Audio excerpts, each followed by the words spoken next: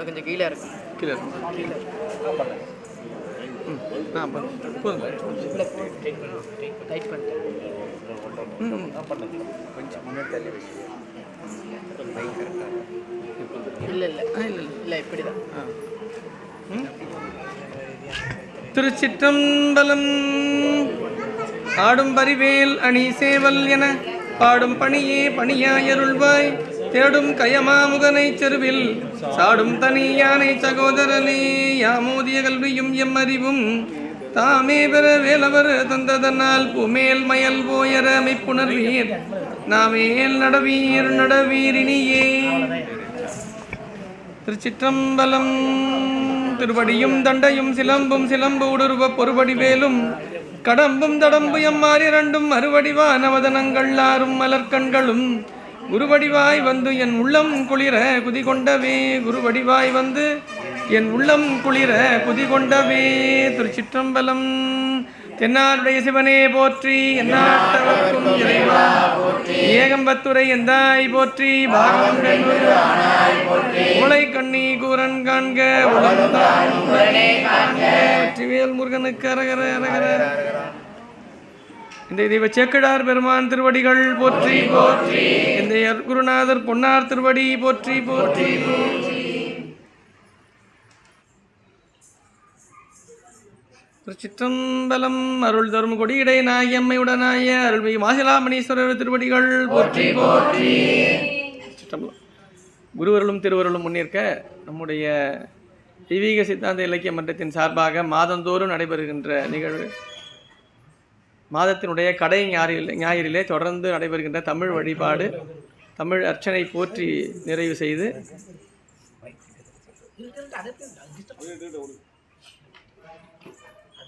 ஒவ்வொரு வழிபாட்டின் நிறைவிலும் நாம் அருள் நூல் சிந்திக்கும் முகமாய் ஐயா அருட்குருநாதர் ஐயா அவர்கள் மிக அற்புதமான முறையிலே அந்த நூல் சிந்திக்கின்ற முறைமையை தெரிவித்தார்கள். இந்த நிகழ்வை இங்கே ஏற்படுத்தி இதில் பல அன்பர்களும் பயன்பெற வேண்டும் என்பதற்காகவே இந்த நிகழ்வை தொடர்ந்து செயல்படுத்தி கொண்டிருக்கக்கூடிய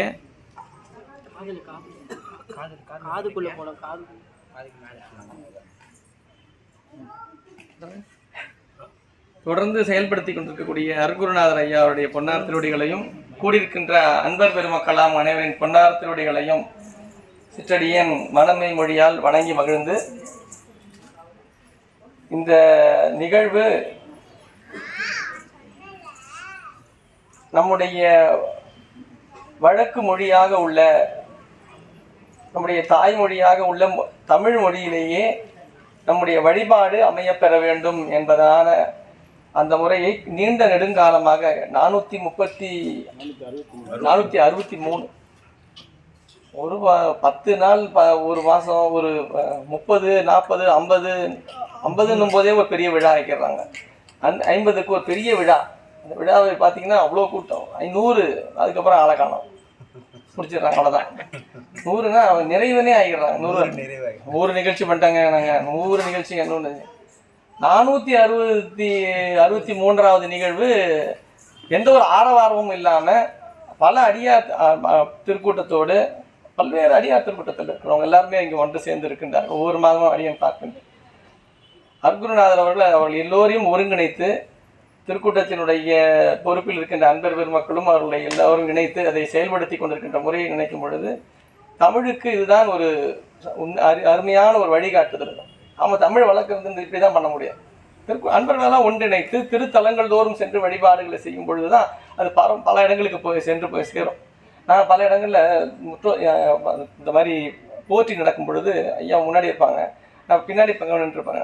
புதுசாக ஒருத்தர் என்னதுங்க இது இறங்கிப்பாங்க, அது என்னதுன்னு கேட்கணும். அப்போ தான் நம்ம பண்ணுற வழிபாடு சரின்னு இருக்கும். அவங்க பாட்டு கம்முன்னு போயிட்டே இருக்காங்கன்னு வச்சுங்களேன், நாம் ஏதோ ஒரு வேலையாக வந்திருக்கும் போல இருக்குது, அவங்க பாட்டு ஏதோ போகிறேன் அது என்னதுங்கன்னு கேட்குறாங்கன்னா என்ன அர்த்தம், நாம் வழிபாடு செஞ்சுட்டு இருக்கிறத கவனிக்கிறாங்கன்னு அர்த்தம். நாம் நினச்சிட்டு இருக்கோம் நாம் சொல்கிறவங்க வரவங்க மட்டும்தான் இல்லை, அங்கே திடீர் புதுசாக வரவங்களே புத்தகம் இருக்குமாங்க நானும் வருவாங்கன்னு கேட்குறவங்களாம் இருக்காங்க. வந்து பார்க்குறாங்க நிகழ்ச்சிக்கு. ஒவ்வொரு நிகழ்ச்சி தொடர்ந்து வரவங்களும் ஒரு சில பேரை பார்க்குறாங்க. இப்போ நாம் இது போன்ற பொது வெளியில் சென்று இது போல் புது திருக்கோயில், இப்போ அடுத்த மாதம் கூட ஒரு திருக்கோயில் சொன்னாங்க இங்கே வெள்ளீஸ்வரர் கோயில்னு கோவூருக்கு அருகில் இருக்கின்ற அற்புதமான தலம். அடியின் ஒரு முறை எங்கள் உரையாற்றிருக்கின்றேன். ரொம்ப அற்புதமான தமிழ் வழிபாடு நடைபெறுகின்ற ஒரு அற்புத தலம் அது. அந்த தலத்தில் அடுத்த மாதம் வச்சு இது போன்ற புது தலங்களுக்கு செல்லும் பொழுதுதான் இது போன்ற வழிபாடுகள் இருக்கின்றது என்பதை நம்ம பல இடங்களுக்கு கொண்டு போய் சேர்க்க முடியும். அதை மிக சீரும் சிறப்புமாய் செம்மையான முறையில் தொடர்ந்து கொண்டிருக்கின்ற ஐயா அவர்களுடைய பணி மேலும் போற்றுவதற்குரியது.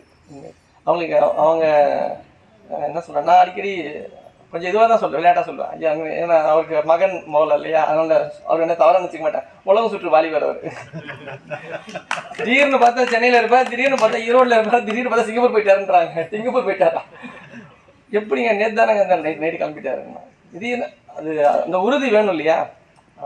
அது நேற்று கூட ஒரு 2 நாள் பேசும்போது சொன்னாங்க, அவங்க கொஞ்சம் கூட சளைக்க மாட்டாங்க. அது எடுத்துக்கொண்ட பணியில் இருக்குன்னா முடிக்கணும்னா அடுத்தது கிளம்புனாலும் அடுத்தது கிளம்பிடுவாங்க. ஓய்வு எடுக்கலாம் நம்ம முடியல அப்படின்ற அந்த வார்த்தையே வராது. அது அது இறைவன் தந்த மிகப்பெரிய வரம் தான் சொல்லணும் அவர்களுக்கு. அது போன்ற அன்பர்கள் அருளாளர்களோடு நாம் பயணிப்பது என்பது நாம் முன்னே செய்த தவம் என்று தான் சொல்ல வேண்டும். உண்மையிலே அந்த அளவிலே அடியனுக்கு நான் நினைச்சேன் திருவருட் பயன் அவர் ஒரு மாதமாக சொல்லிகிட்டே இருக்கிறது. அது 1 வருஷத்தில் முடிக்க சொன்னார். 1 வருஷம் நானும் 1 வருஷத்தில் முடிக்க முடியும் தான் நினச்சேன். ஏன்னா குரல் தானே அது அப்படின்னு நினச்சேன். ஆனால் அப்படிலாம் இல்லை. ஒரு 2வது மாதம் போகும்போது தான் தெரிஞ்சது இது 2 ஐயா முடியாது போல. சரி மெதுவாகவே நீ பண்ணிட்டார். அப்போவே என்கிட்ட அது 2 வருடங்களுக்குள்ளேயாவது நிறைவு செய்யலாம்னு பார்த்தா 3 வருடம். உண்மையிலேயே திருவருளின் பயன் என்ன என்பதை நாம் முழுமையாக இந்த 10 அதிகாரங்களிலும் 101 பாடல்களும் தொடர்ந்து சிந்திப்பதனுடைய பயன் என்னவாக இருந்தது என்றால் அது பெரிய புராணத்தில் நம்மை கொண்டு வந்து சேர்த்தது என்றுதான் உண்மை. நம்ம என்ன வழிபாடு செஞ்சாலும் திருமுறைகளாகட்டும் சித்தாந்தமாகட்டும் நிறைவு என்ன ஆகுது? திருக்கூட்டம் தான் நிறைவு.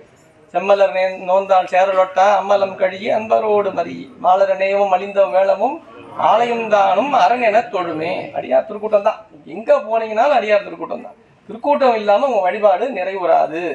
பெருமானை வழிபாடு செய்ய வேண்டும், பெருமானுடைய திருவடியை பெற வேண்டும், திருவருளை பெற வேண்டும், ஞானத்தை பெற வேண்டும், சிவஞானத்தை அடைய வேண்டும் என்ற தாகத்தில் இருந்த மணிவாசக பெருமானுக்கு பெருமான் எழுந்தருளினார். குருந்த மர நிழலிலே எழுந்தருளி சிவஞானத்தை உபதேசம் செய்தார். அந்தனாகி ஆண்டு கொண்ட முறைமை பார்த்து அதோட முடிஞ்சிருச்சான்னா இல்லை.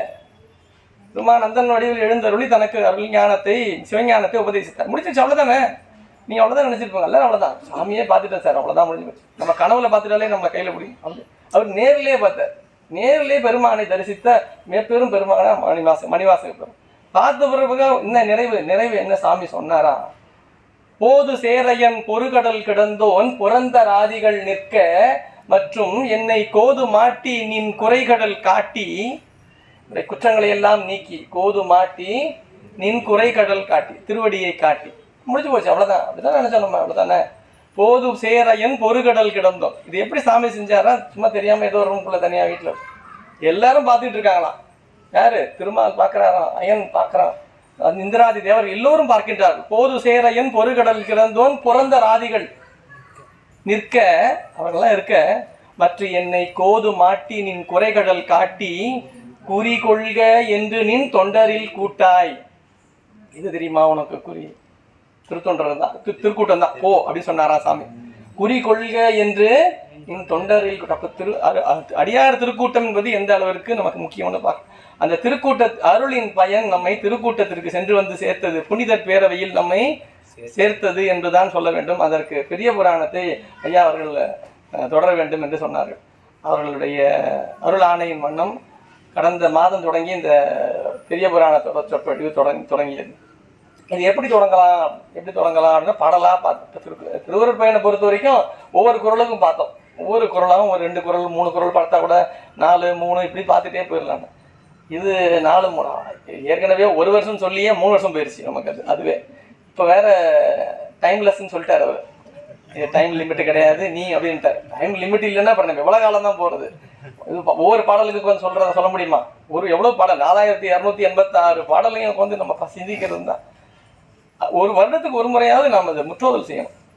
இந்த 12 திருமுறையும் வருடத்திற்கு ஒரு முறையாவது முழுக்கவும் நாம் ஓதணும். அதில் பெரிய புராணத்தையும் தொடர்ந்து ஓதணும். நான் நண்பர்களுக்கெல்லாம் சொல்கிறது அதாவது ஓரளவுக்கு இந்த அருளாளர்களுடைய அந்த நாயன்மாருடைய குருபூசை தினத்திலாவது அந்த நாயன்மாருடைய வரலாற்றை சிந்திக்க வேண்டும்.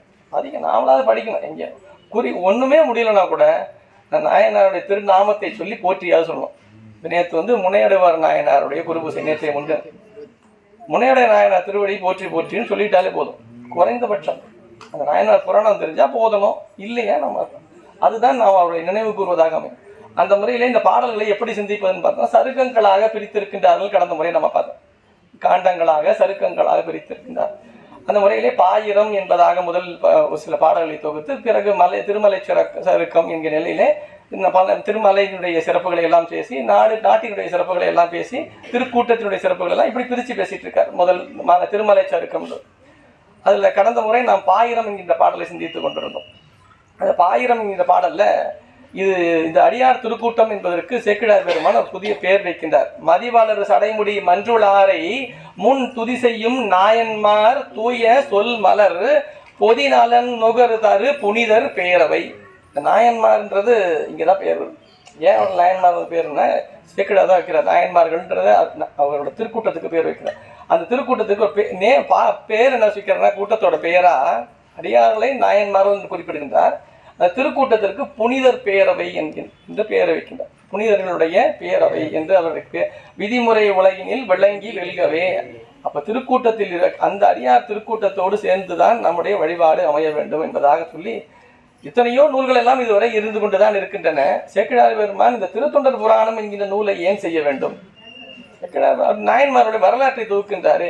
இதனுடைய சிறப்பு என்ன என்பதை அந்த பாயிரத்தினுடைய நிறைவில் ஒரு பாடல்ல சொல்றார். இந்த நூலினுடைய சிறப்பை பற்றி சொல்ல வேண்டும் என்றால், அந்த நூலுடைய சிறப்பு என்ன என்றால், இங்கு இதன் நாமம் கூறின் இவ்வுலகத்து முன்னாள் தங்கு இருள் இரண்டின் மாக்கள் சிந்தையுள் சார்ந்து நின்ற பொங்கிய இருளை ஏனை புற இருளை போக்குகின்ற செங்கதிரவனை போல் நீக்கும் திருத்தொண்டர் புராணம் என்பாம்.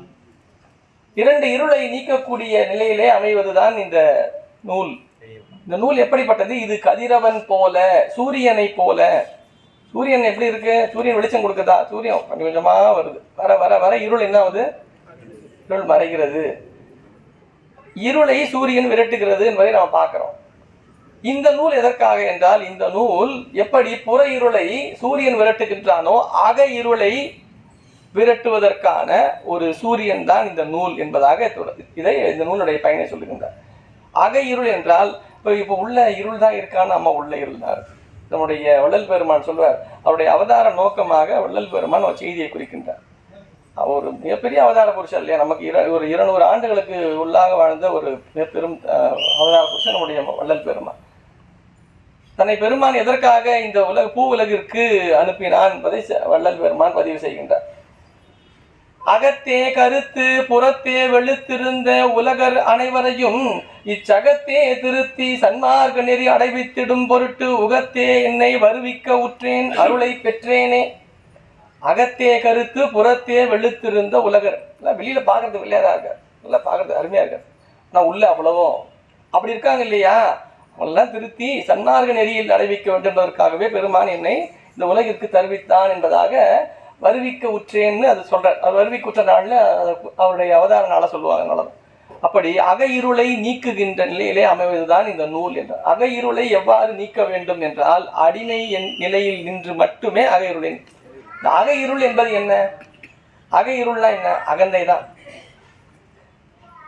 நிலையில்லாத பொருளை நிலை என்று கொள்ளுதலும் இருள் தான். அதுவும் அறியாமை தானே. அது நிலையில்லாத நிலை என்று நினைந்து கொள்வதும், நாம் தான் எல்லாவற்றிற்கும் நாம் தான் பெரியவர்கள் என்று நினைந்து கொள்வதும் இதெல்லாம் உண்மை இல்லாதது தானே. ஆனால் நாம் அது உண்மை நம்புறோம் இல்லையா? இதுதான் அகையிருள். இதுதான் உள்ள இருக்கிற உள்ள ஒளி இருக்கு. ஆனா அந்த ஒளி இல்லை, தெரியல. ஏன் தெரியலன்னா, இருள் அடர்ந்து இருப்பதனால் அந்த ஒளி தெரியல. அந்த இருளை நாம் அகற்றினால் அங்க இருக்கின்ற ஒளியை நாம் அறியலாம். அந்த அக இருளை அகற்றுவதற்கான நூல் தான் இந்த திருத்தொண்டர் புராணம் என்றும். அப்போ இதுக்கு திருத்தொண்டர் புராணம் என்பது நாயன்மார்களுடைய வரலாற்றை அல்லவா சொல்லுகிறது. இது எப்படி அக இருளை நீக்கும்? அக இருளை நீக்க வேண்டும் என்றால் என்ன பண்ணணும்? நாம் நம்மை ஒரு அடியவருக்கு அடியவர்களாக கொள்ள வேண்டும். நாம் ஒரு தொண்டை மேற்கொள்ள வேண்டும். அந்த தொண்டை தொடர்ந்து செய்கின்றோம் என்றால், அதற்கு நம்மை ஆட்படுத்துகின்றோம் என்றால் பலவற்றை நாம் இழக்க வேண்டியது இருக்கும். பலவற்றை இழந்தால் தான் ஒரு தொண்டு செய்கிறோம் சொல்லிட்டு இருக்கிறத செஞ்சுக்கிட்டே இருக்கும்போது தொண்டு செய்ய முடியாது. நிறைய விஷயங்கள்லேருந்து நாம் வெளியில் வந்தால் தான் ஒரு விஷயத்த முழுமையாக செய்ய முடியும். இப்போ இங்கே எல்லாரும் இங்கே வந்திருக்கோம் அப்படின்னா என்ன அர்த்தம்? வீட்டில் இல்லை, வீட்டில் டிவி இல்லை, வீட்டில் வெளியில் போகிற வேலை இல்லை, அந்த வேலை இல்லை, அதெல்லாம் இல்லையா? அதெல்லாம் இருக்கு, அதெல்லாம் எங்கே போச்சு? அதெல்லாம் இருக்கு. நம்ம வெளியில் போனால் பண்ண பிடிச்சிக்கோம். அதெல்லாம் நம்மளை நம்ம வெளியில போனோம்னா நம்மளை கேட்ச் பண்றதுக்குன்னே வெளியில காத்துக்கிட்டு இருக்கு. அப்ப அதெல்லாம் விட்டு நம்ம என்ன பண்ணிருக்கோம்? விட்டுட்டு தான் வந்திருக்கோம், தொடர்ந்து தானே வந்திருக்கோம். அதை நீங்கி தான் நம்ம வந்திருக்கோம். அதை நீங்கினால் மட்டுமே எதை பெற வேண்டுமோ அதை பெற முடியும். எல்லாவற்றையும் வைத்துக்கொண்டே நாம் இருக்கிறத பெற முடியாது. அதனாலதான் பெருமான் நமக்கு முத்தியை தருவதில்லை. ஏன்? நோய் இருக்கிறவங்களுக்கு எதுக்கு முத்தி? முத்தி யாருக்கு கொடுக்க முடியும்? நோய் இல்லாதவங்களுக்கு தான் தெரியும் இல்லையா? நோய் இல்லாதவங்களுக்கு தான் முத்தினா என்னன்னு தெரியும். முத்தினா என்ன? முத்தினா யாருக்குமே தெரியாது. உண்மையை சொல்லணும்னா யாருக்குமே தெரியாது. சொல்லது கேட்டிருக்கோம், அவ்வளவுதான். சொல்லது கேள்வி மட்டும்தான், எழுத்துல இருக்கு, கேள்வி மட்டும். என்னன்னு தெரியுமா? இருக்காது, யாருக்குமே தெரியாது. அது என்ன அனுபவம்னு தெரியுமா? தெரியாது. நமக்கு ஒரு ஜாங்கிரி எப்படி இருக்குன்னா தெரியும். நமக்கு ஜாங்கிரி எப்படி இருக்குன்னா, ஜாங்கிரி அப்படிதான் சார் இருக்கு, நான் கேள்விப்பட்டிருக்கேன், இந்த கடையில் இருக்கேன், அந்த கடையில் இருக்கேன், ஐயா வாங்கி கொடுத்துருக்காரு, நான் சாப்பிட்ருக்கேன், அவ்வளோதான் தெரியும் இல்லையா? தண்ணி எப்படி இருக்கும்? குடிச்சு பார்த்துருக்கேன், நல்லா இருக்கு. நெருப்பு எப்படி இருக்கும்? தொட்டு பார்த்துருக்கேன், சூடும் நல்லா இருக்கு. காற்று எப்படி அடிக்கும்? நல்லா இருக்கு. காற்று போட்டால் தான் தெரியும். அந்த ஃபேன் இல்லைன்னா நம்மளால இருக்க முடியும். இந்த உணர்வுகளை எல்லாம் நம்முடைய புலன்களின் மூலம் நாம் அறிகின்றோம். இதையெல்லாம் அறிந்து இது இப்படித்தான் இருக்கும் என்பதை உணர்கின்றோம். முத்தி எப்படி இருக்குன்னு நமக்கு தெரியுமா? தித்திப்பா இருக்குமா? புளிப்பா இருக்குமா? எப்படி இருக்கும்னு நமக்கு தெரியுமா? தெரியாது. அப்ப நாம் அதை அறிய வேண்டும் என்றால் இந்த புலன்களினால் பெறுகின்ற ஒரு இன்பம்னு ஒன்று இருக்கு இல்லையா? இந்த இன்பத்தை கடந்து புலன்கள் அல்லாத நிலையிலே ஒரு இன்பத்தை பெற இந்த ஆன்மா முற்பட்டு நிற்கும். அப்படி கூட உண்டா? கண்ணால ஒரு இன்பம், அருமையான காட்சி, அது கண்ணுக்கு இன்பம். அருமையான பாடல், காதுக்கு இன்பம். அருமையான ஒரு சுவை, அது நாக்கிற்கு இன்பம். நல்ல காற்று நல்லா வந்துகிட்டே இருக்கு, காற்று, அது உடலுக்கு இன்பம். இப்படி ஒவ்வொரு புலன்களினாலும் ஒரு இன்பத்தை பெறுகின்றோம். அதே போல துன்பத்தையும் பெறுகின்றோம். புலன்களினால இன்பத்தை பெறுகின்றோம். இந்த புலன்கள் இல்லைன்னு வச்சிருப்போம், அது இன்பத்தை நம்மளால பெற முடியுமா? பெற முடியாது. பெற முடியாது. பெற முடியாதுன்னு சொல்ல முடியாது, பெற முடியும்னு சொல்ல முடியாது. அது புலன்கள் இல்லாமே நம்ம இன்பத்தை பெற முடியும். அதே இன்பத்தை எப்படி? இப்போ நாம பல தலங்களுக்கு சென்று பெருமானை வழிபாடு செய்து கொண்டு வந்தோம். இப்போ உதாரணத்துக்கு ஆவுடையார் கோயில், திருப்பெருந்துறை தலத்திலே பெருமான் மணிவாசகருக்கு சிவஞானத்தை உபதேசம் செய்தார்னு சொன்ன உடனேயே நான் என்ன பண்ணோம்? கிளம்பி போயிடுறேன் நேரம். நான் போயிருக்கேன்ல, போன மாசம் தான் போயிருந்தேன். எங்க போயிருந்தேன்? திருப்பெருந்துறை போயிருந்தேன். இந்த கோயிலுக்கு போயிருந்தேன். எங்க போயிருந்தேன்? போயிருந்தேன். இங்கே பஸ் கிடையாது, இங்கேருந்து பஸ் ஸ்டாண்ட்ல நிற்க வேண்டாம், டிக்கெட் எடுக்க வேண்டாம், ஒன்றும் பண்ண வேண்டாம். கிளம்பி நேராக போயாச்சு, கோயிலுக்குள்ள போயாச்சு. நேரா கோயிலுக்குள்ள சன்னதியில போய் நின்றாச்சு. எப்படி போச்சு? எந்த புலன் துணை செஞ்சுது? காலத்தை துணை செஞ்சுதா? கண்ணு துணை செஞ்சுதா? புலன்களே இல்லை, காட்சி கண்ணுக்கு முன்னாடியே இல்லை, ஆனா தெரியுது. அதுக்கு எப்படி தெரியுது? பார்த்தா தானுங்க தெரியும் உங்களுக்கு. அது அங்க ஒரு திருவாசக முற்றோதல் நடந்து கொண்டிருந்தது. அந்த திருவாசக முற்றோதல உட்கார்ந்த உடனே அப்படியே காதல கேட்டுக்கிட்டே இருக்கு. எப்படி காது? இப்ப நமக்கு அந்த ஒளியே இல்லை, அந்த ஒளியே இல்லை, அப்படி கேட்கவே இல்லை. ஆனா நமக்கு மட்டும் கேட்குது. உங்களுக்கு கேட்குதா? எனக்கு மட்டும் கேட்குது. எப்படி கேட்குது? காது இல்லையே, காதால கேட்க வேண்டியது. அந்த ஒலி இல்லவே இல்லை, ஆனா அதுக்கு கேட்குது. எப்படி கேட்குது? இப்ப புலன்கள் இல்லாத நிலையிலும் கருவிகள் அல்லாத நிலையிலும் ஆன்மாவால் ஒரு இன்பத்தை பெற இயலும். இங்கேயே பார்க்கணும்ல, அதை நினைச்சு பார்க்கும்போது, நினைந்து பார்க்கும் பொழுதே ஒரு இன்பம் கிட்டுகிறது இல்லையா? அந்த இன்பம் கருவிகள் இல்லாத நிலையிலும் அது பெறுகிறது. இந்த பிறவியில் வாழ்ந்து கொண்டிருக்கும் பொழுதே கருவிகள் இல்லாமலும் ஒரு இன்பத்தை ஆன்மா பெறுகிறது என்று இதை நாம் சிந்தித்து பார்த்தால், இந்த கருவிகள் இல்லாத பொழுதும் நாம் பேரின்பத்தையும் பெறலாம். இந்த கருவிகளால் மட்டுமே பெறக்கூடியதல்ல. அப்போ இது எதற்காக தரப்பட்டது என்றால், இதை கொண்டு நாம் அனுபவம் பெற்று இதிலிருந்து நீங்க வேண்டும், அவ்வளவுதான். இந்த மாயா காரியம் இதுல சொல்லும்போது, உண்மை விளக்கம் சொல்லும்போது சொல்ல, பொய் காட்டி பொய் அகற்றின்வர் தொடங்கும் போது முதல்ல காட்டுவார் பொய். அப்படிதான் காட்டி அப்படிதான் எடுத்துட்டு வர்றது. இது வேண்டாம், விட்டு, புரியுதா? நம்ம அடுத்ததுக்கு போயிடலாம்.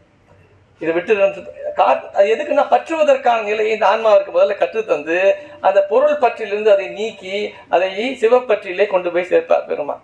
அதற்காகத்தான் அப்போ நாம பல பற்றுகளிலிருந்து நீங்கிய பிறகுதான் தொண்டை செய்ய முடியும். அது நீங்க வேண்டும் என்றால் இந்த உலகியல் சூழல் நமக்கு மிக பெரும் ஒரு தாக்கத்தை தந்து கொண்டே இருக்கும். விட்டு வந்துட்டீங்களா நீங்க, என்னங்க நீங்க போயிட்டீங்க, என்னங்க அப்படி ஆயிட்டீங்க, அப்படி ஆயிட்டீங்க சொல்றதுக்கு நிறைய பேர் சுத்திட்டு இருப்பாங்க. நமக்கு அதெல்லாம் தாண்டி தான் நம்ம செய்ய முடியும். நம்ம அந்த அக இருளை அகற்ற வேண்டும் என்றால், அப்படி வாழ்ந்த அடியார் பெருமக்களுடைய அருள் வரலாறுகள் மட்டுமே நமக்கு துணை செய்யும். அருள் வரலாறுகளை கேட்டுக்கொண்டே இருக்கதான் நமக்கு என்ன ஆகும்? நமக்கு அது சிந்தனையில பதிந்து நாம் இந்த நெறியை நிற்போம் என்கின்ற உணர்வை ஏற்படும். அதுதான் நமக்கு சினிமா, இது அட்வர்டைஸ்மெண்ட் என்னது? இந்த பல்பொடி நீங்க இந்த பேஸ்ட் பயன்படுத்துங்க, இந்த பேஸ்ட் நீங்க பயன்படுத்திங்கன்னா யாரும் பயன்படுத்த மாட்டாங்க. அந்த பேஸ்ட் ஒரு நடிகர் வாங்கி பயன்படுத்துறாரு, அந்த மாதிரி பேஸ்ட் ஒரு கிரிக்கெட் பிளேயர் வாங்கி பயன்படுத்துறாரு, ஒரு மிகப்பெரிய நிலையில இருக்க வாங்கி பயன்படுத்துறாங்கன்னா அடேங்கப்பா இவங்களா, அப்ப நம்மளும் வாங்குவோம். அதான் விளம்பரம், வேற என்ன. இப்ப நாம எப்படி விளம்பரப்படுத்த முடியுது? பெரியவங்க அது தொடர்ந்து இருக்காங்கன்னு போதுதான் நமக்கு அவங்க உண்மையிலே பயன்படுத்திருப்பாங்க, அப்படி கிடையாது. ஆனா அருளாளர்கள் அப்படி அல்ல. இவர்கள் அந்த பேரின்பத்தை நுகர்ந்தார்கள், நுகர்ந்து அதில் திளைத்தார்கள். அவர்கள் வரலாற்றை நாம் கேட்டுக்கொண்டே இருக்கும் பொழுது, தொடர்ந்து கேட்கும் பொழுது நமக்கு என்ன ஆகும்? அந்த அனுபவத்தை நாம் பெறலாம். அதற்காக தான் அந்த பெரிய புராணம் போன்ற நூல்களை நமக்கு சைவ திருமுறைகள்ல 12ஆம் திருமுறையாக கொண்டார்கள். மற்ற எந்த சமயத்திற்கும் இல்லாத ஒரு பெருமை நமக்கு என்னன்னா, நம்முடைய வேதம் என்று சொல்லப்படுகின்ற 12 திருமுறைகளிலே 12ஆம் திருமுறையாக அருளாளர் அடியார்களுடைய வரலாற்றையும் வைத்து தொகுத்தார்கள். ஏனென்றால் பயனையும் நாம் பெற வேண்டும், பயனடைந்தவர்களையும் நாம் சிந்திக்க வேண்டும் என்ற முகமாக. அதனாலதான் இந்த நூலுக்கு என்ன பேர் வச்சாரு? செங்கதிரவன் போல், அக இருளை நீக்கும் செங்கதிரவன் போல் என்று அதற்கு அது புராணத்துக்கு ஒரு அடைமொழி தருகின்றார் என்று சொல்லி, திருமலை சருக்கம் என்று அது அடுத்த சருக்கம். பாயிரம் முதல்ல, பாயிரம் முடிஞ்சுக்கிட்ட திருமலை சருக்கம்னு. திருமலை சருக்கத்துல கைலாய மலையை பற்றி பேசுகின்றார். பல அருமையான பாடல்கள் இருக்கின்றன. நாம் தொடர்ந்து சித்தாந்த கருத்துக்களை எல்லாம் சிந்திக்கும் பொழுது சில சேக்கிடார் பெருமானுடைய கவி நயத்தையும் பார்க்கணும். புலமை நயம் ரொம்ப அருமையான. கைலாய மலையை பற்றி பேசுகின்றார். எப்படி இருக்கா கைலாய மலை? அண்ணல் வீற்றிருக்க பெற்றது ஆதலின் நன்னும் 3 உலகும் 4 மறைகளும் எண்ணில் மாதவம் செய்ய வந்து எய்திய புண்ணியம் திரண்டு உள்ளது போல். அது எப்படி இருந்துதான்? 3 உலகங்களும் 4 மறைகளும் எல்லாம் சேர்ந்து புண்ணியம் திரண்டு உள்ளது போல. ரொம்ப மிகப்பெரிய புண்ணியம் செஞ்சிருக்காரு சார். பொதுவாக சொல்றது எப்படி? புண்ணியங்கள்லாம் திரண்ட நிலையிலே புண்ணியம் இருந்ததுன்னா எப்படி இருக்கும்? அப்படி கைலாய மலை புண்ணியமே திரண்ட நிலையிலே கைலாய மலை விளங்கியது. அந்த கைலாய மலையிலே பெருமான் வீற்றிருக்கின்றான் என்பதற்காக, கைலாய மலையிலே பெருமானை தரிசிப்பதற்காக நம்முடைய பிரமன் செல்லுகின்றான். பிரமன் போய் பெருமானை தரிசிக்கலாம், கைலாய மலையில போய் பார்க்கலான்னு போறான். போகலான்னு பெரியவங்களை போய் பார்க்கும்போது நேரம் போய் நம்ம பார்த்துட முடியாது. அதுக்கு உரிய நேரத்தில் தான் சென்று பார்க்க முடியும். இப்போ போய் பார்க்க முடியாது போல இருக்கு சாமியை. சரி வந்துட்டான் கைலாய மலைக்கு வந்துட்டான். கைலாயத்துக்கு வந்து நின்னதுக்கப்புறம் பார்த்தா இப்போ சரியான சமயம் இல்லை போல இருக்கு, சாமியை பார்க்க முடியாது போல இருக்கு. சரி நம்ம கிளம்பிடலாம், நம்ம அப்புறமா வந்து பார்த்துக்கலாம், நம்ம அப்புறமா பார்த்துக்கலாம், கிளம்பிடுவோம்ல. நம்ம கிளம்பலான்னு கிளம்பி வந்திருக்கான். கிளம்பி வரும்பொழுது திரும்ப பார்த்தா வந்தது எதுலன்னா அன்னப்பறவையில் வந்திருக்காரு. அன்னப்பறவை தானே வாங்கணும், அன்னப்பறவையே காணோம். என்னடா அது? சாமி பார்க்க வரும்போது வண்டி, இப்போ நம்ம இங்கே ஒருத்தர் பார்க்க வரோம், கோயிலுக்கு வரணும்னு வச்சுங்க, வந்துட்டு இருக்கும்போது நம்ம ஒரு கார் எடுத்துகிட்டு வரோம். காரை எங்கேயே விட்டு வச்சுருந்தோம், வெளியே வந்து பார்த்தா காரை காணோம். இதுங்க சாமி தான் பார்க்க முடியல, திருப்பி கிளம்பிடலான்னு பார்த்தா கார் இல்லைன்னா என்ன பண்ணுவாங்க? என்னங்க இப்போ கார் காணாமல் போயிடுச்சு, என்னென்ன எங்கேயோ விட்டு எங்கே இருக்குன்னு தெரியல, எங்கேயோ உள்ள இடத்துல மாட்டிக்கிட்டு இருக்கோம் எங்கேயாவது கார். அந்த காரை எடுக்கிறதுக்குள்ளே கஷ்டமாக இருக்கும். அப்படி பெருமன் வந்தானா, பெருமானை தரிசிக்கலான்னு வந்து பார்த்துட்டு வந்து பார்த்தா அன்னப்பறவை காணமா. எங்கடா அன்னப்பறவை எங்கே போச்சு? பறந்து இறந்து போச்சு. எங்கே பறந்து போகுது? அது என்ன மாலான்னு சுற்றி பார்த்துட்டு வரதுக்குள்ளே எங்கேயாவது போகுது? கைலாய மலை ஃபுல்லாக பனிப்பொழிவாக தான் இருக்குமே. அங்கே எங்கே போச்சு இதுன்னு தெரியலையேன்னு பார்த்தானே. எங்கே போச்சா? அது சொல்கிறார் சேக்கிடார்.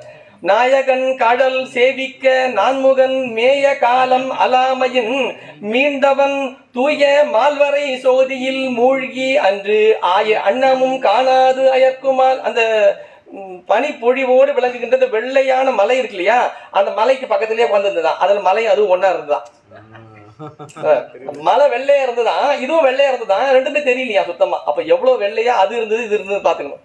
ரெண்டும் அப்படியே கோயின்சைட் ஆகி இது அங்க இருக்கா இல்லையானே தெரியல, இருக்கா இல்லையானே தெரியல. அது ரெண்டும் அப்படியே அது மேலேயே ஒன்னா இருக்க மாதிரி இருந்ததா. கலர் ரெண்டு கலர் ஒரே மாதிரி இருந்ததா. அதாவது என்ன அது எப்படிப்பட்டதா?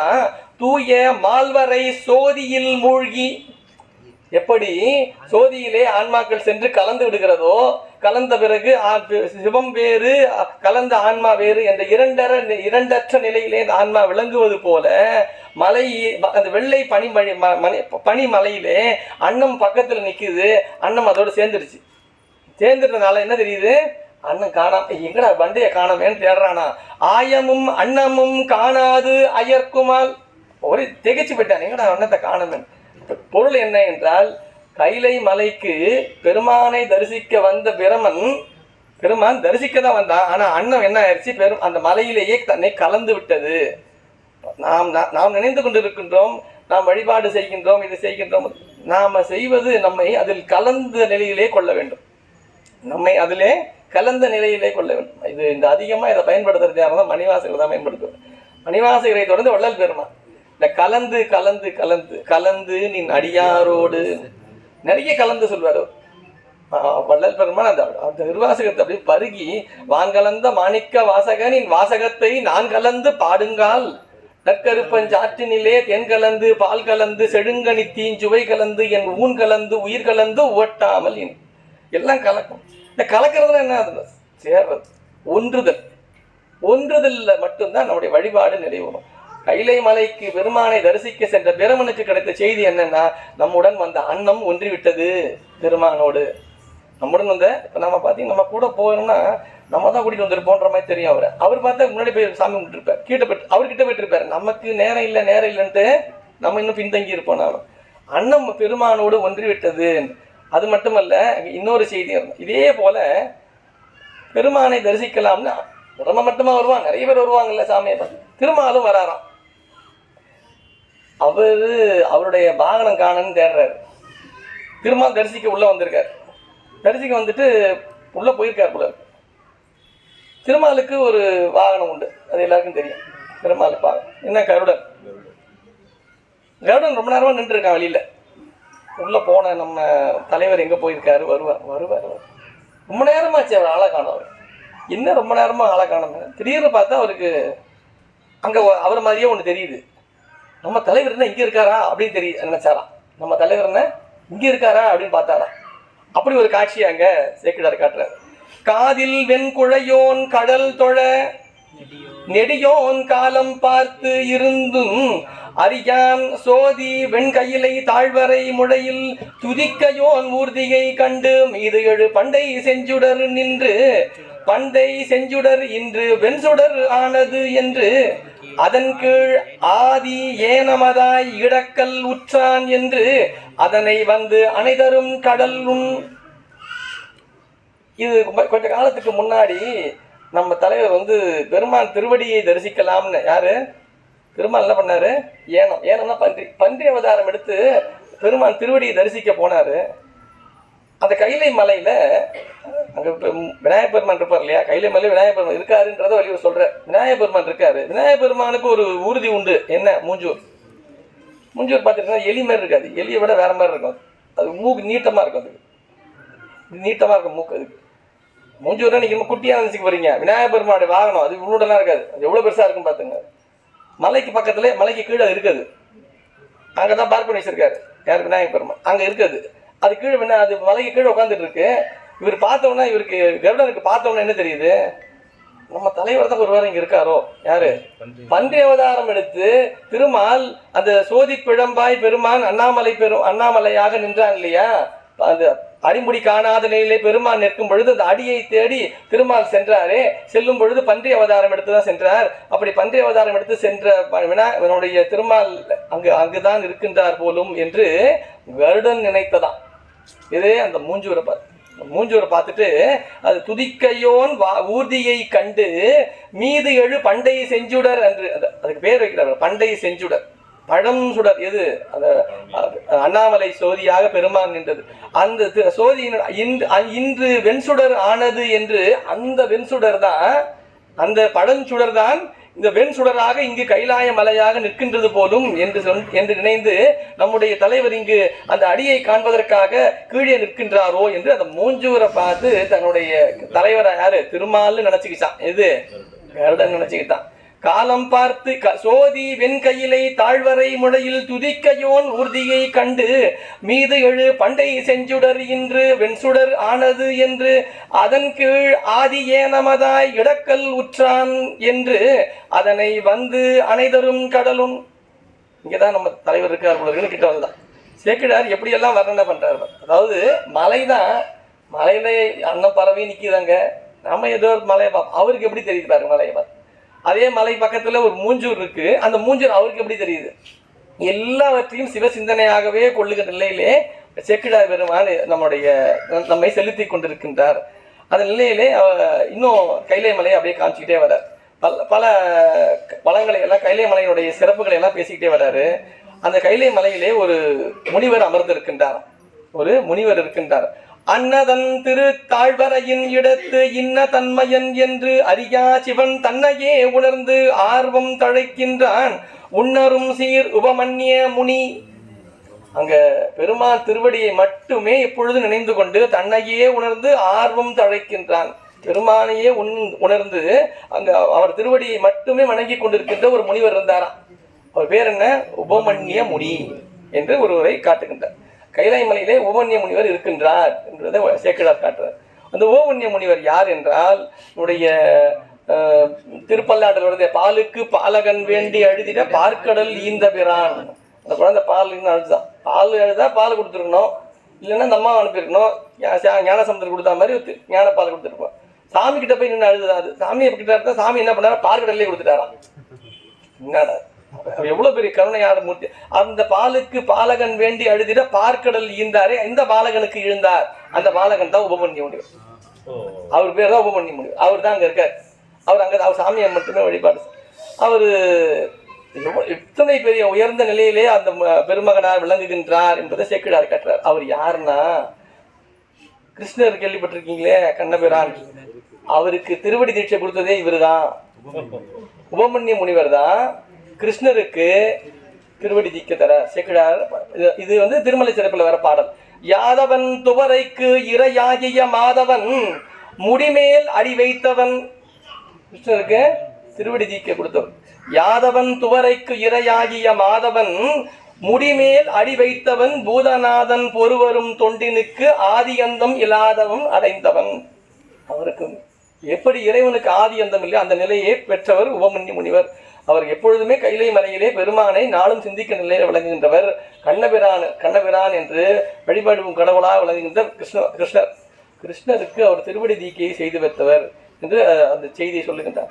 அவர் அப்படியே உட்கார்ந்துட்டு இருக்கார். அவர் கூட நிறைய பேர் முனிவர்கள்லாம் யாராவது இருக்காங்க. திடீர்னு ஒரு ஒளி வருது. ஒரு ஒளி, நம்ம இங்கே எல்லாம் உட்காந்துக்கிட்டு இருக்கோம். திடீர்னு ஒரு பெரிய ஒளி இப்படி வருதுன்னு என்ன பண்ணுவோம்? என்னங்க அது கேட்போமா இல்லையா?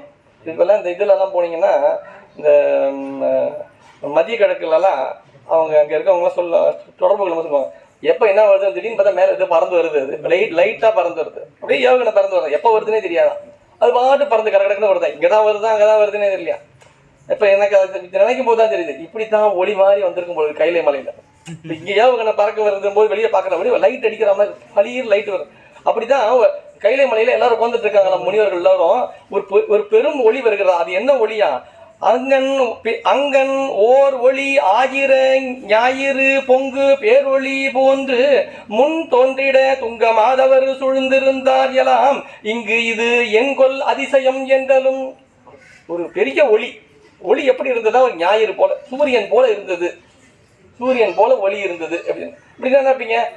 ஏதோ ஒரு ஒளி வெளிச்சம் வருது, சூரியன் மாதிரி வெளிச்சம் வந்தா எப்படி இருக்கும்? கண்ணா பூசம். அந்த ஒளி எப்படி இருந்ததா?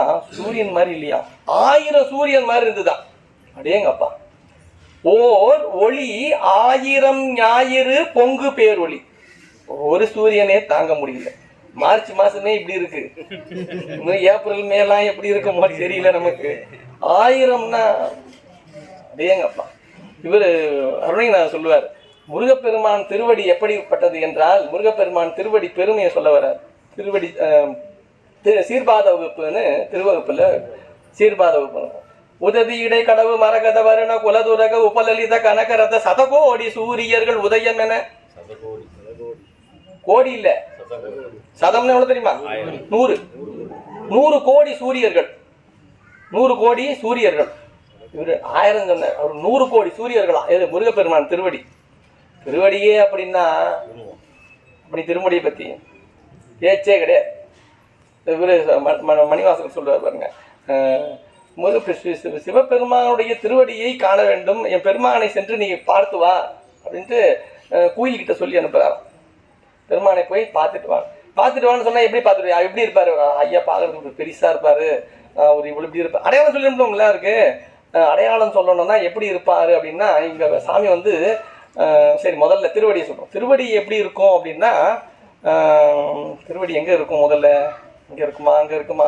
இந்த பாதாளம் இருக்கு இல்லையா, பாதாளம்னா ரொம்ப கீழங்க அது இருக்குது இல்லையா, அதில் இதில் சுதல எல்லாம் கீழே போய்ட்டு கடைசியில் இருக்கிறத பாதாளம். இந்த பாதாளம்னு சொல்றீங்களே, அதுக்கும் கீழே இருக்கும். எது 7 நிற்கும். 7 பாதாளத்துக்கு அப்புறம், பாதாளத்துக்கு கீழே 7, அதுக்கும் கீழே இருக்குமா?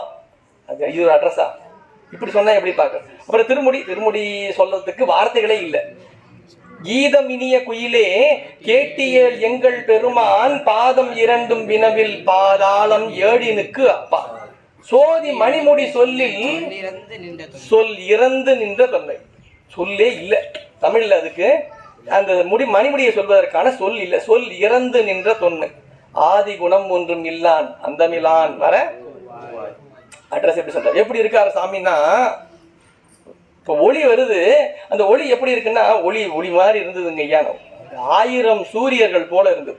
ஓர் 1000 ஞாயிறு பொங்கு பேரொளி போன்று முன் தோன்றிட துங்க மாதவர் சூழ்ந்திருந்தார் எல்லாம் இங்கு இது என்கொல் அதிசயம். இப்படி ஒரு வெளிச்சத்தை பார்த்ததே இல்லை. இது என்ன இவ்வளவு வெளிச்சமா இருக்கு? அங்க கேட்கிறாராம், கைகள் கூப்பி தொழுது எழுந்து அத்திசை மையினில் ஆனந்த வாரி விரவிட செய்ய நீள் சுடை மாமுனி செல்வொழி ஐயம் நீங்க வினவுவோர் அந்தனர். உங்களுக்கு ஒண்ணுமே புரியலையே, இது என்னன்னு கேட்கறாங்களா? அதற்கு மோகமன்ய முனிவர் பதில் சொல்றாராம். அவன் யாரு தெரியுமா வர்றது? சம்புவின் அடித்தாமரை போதலால் எம்பிரான் இறைஞ்சாய் இஃது என் என தம்பிரானை தன் உள்ளம் தழியவன் நம்பி ஆரூரன் நாம் தொழும் தன்மையான். மோகமன்ய முனிவர் யாரையுமே தொழுது கிடையாது, சாமியை தவிர யாரையுமே தொழ. தன்னையே உணர்ந்து ஆர்வம் தழைக்கின்றான், பெருமானை மட்டுமே. ஏற்கனவே பாடல சொன்னாரு, இங்க சொல்றாரு, நாம் எல்லாம் தொழுகின்ற நிலையிலே விளங்குபவர் தான் வருகின்ற தம்பிரான் தோழராக விளங்குகின்ற நம்பி ஆரூரர் என்று சொல்லுகின்ற அவர் தான் வந்துகிட்டு இருக்க. நம்பி ஆரூரன் நாம் தொழும் தன்மையாம். அப்போ அப்படின்னா அவர் யாருங்க ஐயா? அவரை பத்தி நாங்க தெரிஞ்சுக்கணும் அப்படின்னு கேட்கறாங்களாம். அவரை பத்தி என்னன்னு சொல்ல வர. அவர் யாருன்னா, அங்கு முன்னரே ஆளுடை நாயகி கொங்கு சேர்கடற்கு அம்மலர் கொய்திட திங்கள் வாழ்முகச் சேடியர் எய்தினர் பொங்குகின்ற கவின் உடை பூமைமார். அங்கு பெருமானுக்கு உடனாக இருந்து பணி செய்து கொண்டிருக்கின்றவர் நம்முடைய ஒரு அன்பர். அவர் பேர் என்னன்றதை இங்கதான் போய் இந்த பாடல சொல்றார். அன்னவன் பெயர் ஆலால சுந்தரன். அவருக்கு பேர் என்ன தெரியுமா? ஆலால சுந்தரன். சுந்தரர் இல்ல, ஆலால சுந்தரன் பேர் அவர். முன்னம் அங்கு ஒரு நாள் முதல்வன் தனக்கு இன்னாம் என நாள் மலர் கொய்திட துண்ணினான் நந்தவனச் சூழலில். பெருமானுக்கு வழிபாடு செய்வதற்காக மலர் பறிப்பதற்காக நந்தவனத்துக்கு போனவர் யாரு? ஆலால சுந்தரர். அது என்ன ஆலால சுந்தரர்? சுந்தரர்ன்றது தன்னை பெருமான் எப்படி அழகான இருக்கின்றார். இது செவி வழி செய்திதான், பெரிய புராணத்துல இங்கே பதிவில்லை. கண்ணாடியை பார்த்தாரு, கண்ணாடியில் வந்து பெருமான் அழைத்தார் வந்தார். இதெல்லாம் ஒரு கர்ண பரம்பரை செய்தின்னு சொல்லுவாங்க. கர்ண பரம்பரை செய்தின்னா கர்ண காலத்துல, கர்ணன்னா காதுன்னு அர்த்தம், வேற ஒன்றும் இல்லை. இந்த கர்ண பரம்பரைன்னா பரம்பரை நினைச்சா கர்ணம் ஒருத்தர் இருக்காம போல இருக்கு, அவங்க வழியில வர அப்படின்னு நினைச்சு. அப்படி இல்லை, கர்ணன்னா காது, கர்ணன்னா காது. சும்மா அவர் சொல்லி இவர் சொல்லி அவர் சொல்லி இவர் சொல்லி அவர் சொல்லி அப்படி வந்தது. அப்படி செவி வழியில வந்த செய்தி அது. இந்த செவி வழி செய்தின்னு சொல்றத கர்ண பரம்பரைன்னு சொல்ல ஆரம்பிச்சாங்க. நம்மால் அது ஒரு புராணம் ஆகிட்டான். கர்ண பரம்பரைன்னா ஒரு பெரிய கதை போல இருக்குது. அப்படி கிடையாது. காதால கேட்ட கஜகர்ணகாய நமகன் விநாயகர் பெருமான் யானை காது, அது காதுன்னு சொல்றதுக்காக வர்றது செவி வழியில. இங்க இது அது மாதிரி செவி வழி செய்தி தான். அதுக்கான இது இல்லை, ஆதாரம் எதுவும் இல்லை, அப்படிதான். ஆனா சிவபெருமானை போல அழகு மிக்கவர் அவரு. அதனால அவருக்கு சுந்தரன்னு பெயர். ஆளால சுந்தரன்னு எப்ப பெயர் வந்ததுன்னா, அசுரர்களுக்கு தேவர்களுக்கும் ஒரு பிரச்சனை வந்தது, அமிர்தம் எடுக்கிற பிரச்சனை வந்தது. அந்த அமிர்தம் பிரச்சனை வரும்போது போய் பார்க்கடலை கடைஞ்சாங்க. கடையும் போது கடைஞ்சதுல நிறைய வேலையை பார்த்தாங்க. அந்த வேலை பார்த்ததுல முதல்ல வந்தது விஷம் தான். அது கடல்ல இருந்து விஷம் வந்துருச்சு ஒண்ணு. இன்னொன்னு அந்த வாசுகி பாம்பை வச்சு கடைஞ்சாலும் வாசுகி பாம்பு ஒரு விஷத்தை கக்கிருச்சு. அந்த 2 விஷமும் சேர்ந்து ஆழமும் சேர்ந்து ஆளாளமும் ஆகிவிட்டது. இது விஷம் அதிகமாயிருச்சு. என்ன பண்றதுன்னு தெரியல. அந்த விஷத்தை அதாவது கடைய போகும்போது சாமி கிட்ட ஒன்றும் கேட்கல, அவங்க பாட்டு நேரம் கிளம்பிட்டாங்க. விஷம் வந்த உடனே எல்லாம் வந்துட்டாங்க. எல்லாம் வந்தது எங்கன்னா, அந்த விஷமே தாக்கப்படாத ஒருவர் யாரோ அவரிடத்தில் வந்தார்கள். எல்லாரும் அதுல மாட்டிக்கிட்டாங்க. யாரு? பிரமனும் தாக்கப்பட்டான், திருமாலும் அதில் சிக்க. அதுக்கு முன்னாடி வரைக்கும் திருமால் சிகப்பா தான் இருந்தாராம். அங்க கடையும் பொழுது அவர் தான் கீழே வந்தாரு, மலைக்கு கீழே. அதுலதான் அது கருமையாகி ஒரு கருமேனி வண்ணனா மாறிட்டாரு. அதுக்கு முன்னாடி வரைக்கும் செம்மேனியா தான் இருந்திருக்கு. அதுக்கப்புறம் கருணையிலம்னா மாறிட்டாரு. அவ்வளோ விஷம் அவ்வளோ கொடியது, அவ்வளோ எல்லாரையும் கலர் மாற்றிருச்சு.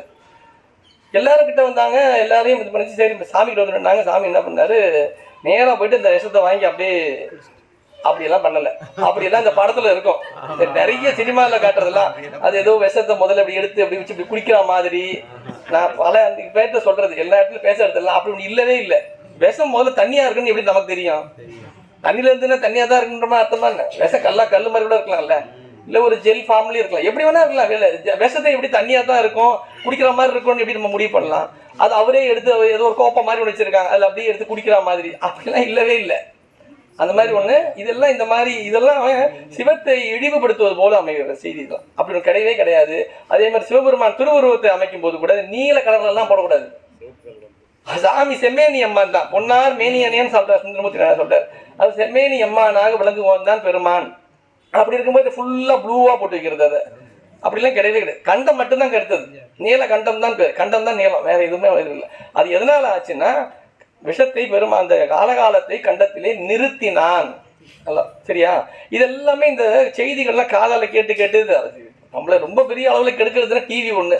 இந்த டிவியில் எதையாவது ஒன்றத்தை போட்டு வச்சிடறேன், அதை வச்சுட்டு எங்கிட்ட வேறு சில பேர் ஃபோன் அதில் அப்படி போட்டிருக்காங்களே சார் ஐயா, இது தவறு தானங்க ஐயா, இது ஏங்க ஐயா இப்படிலாம் பண்ணுறாங்க, இது போகிறாங்க, நீங்கள் எதுக்கு அதெல்லாம் பார்த்துக்கிட்டு இருக்கீங்க?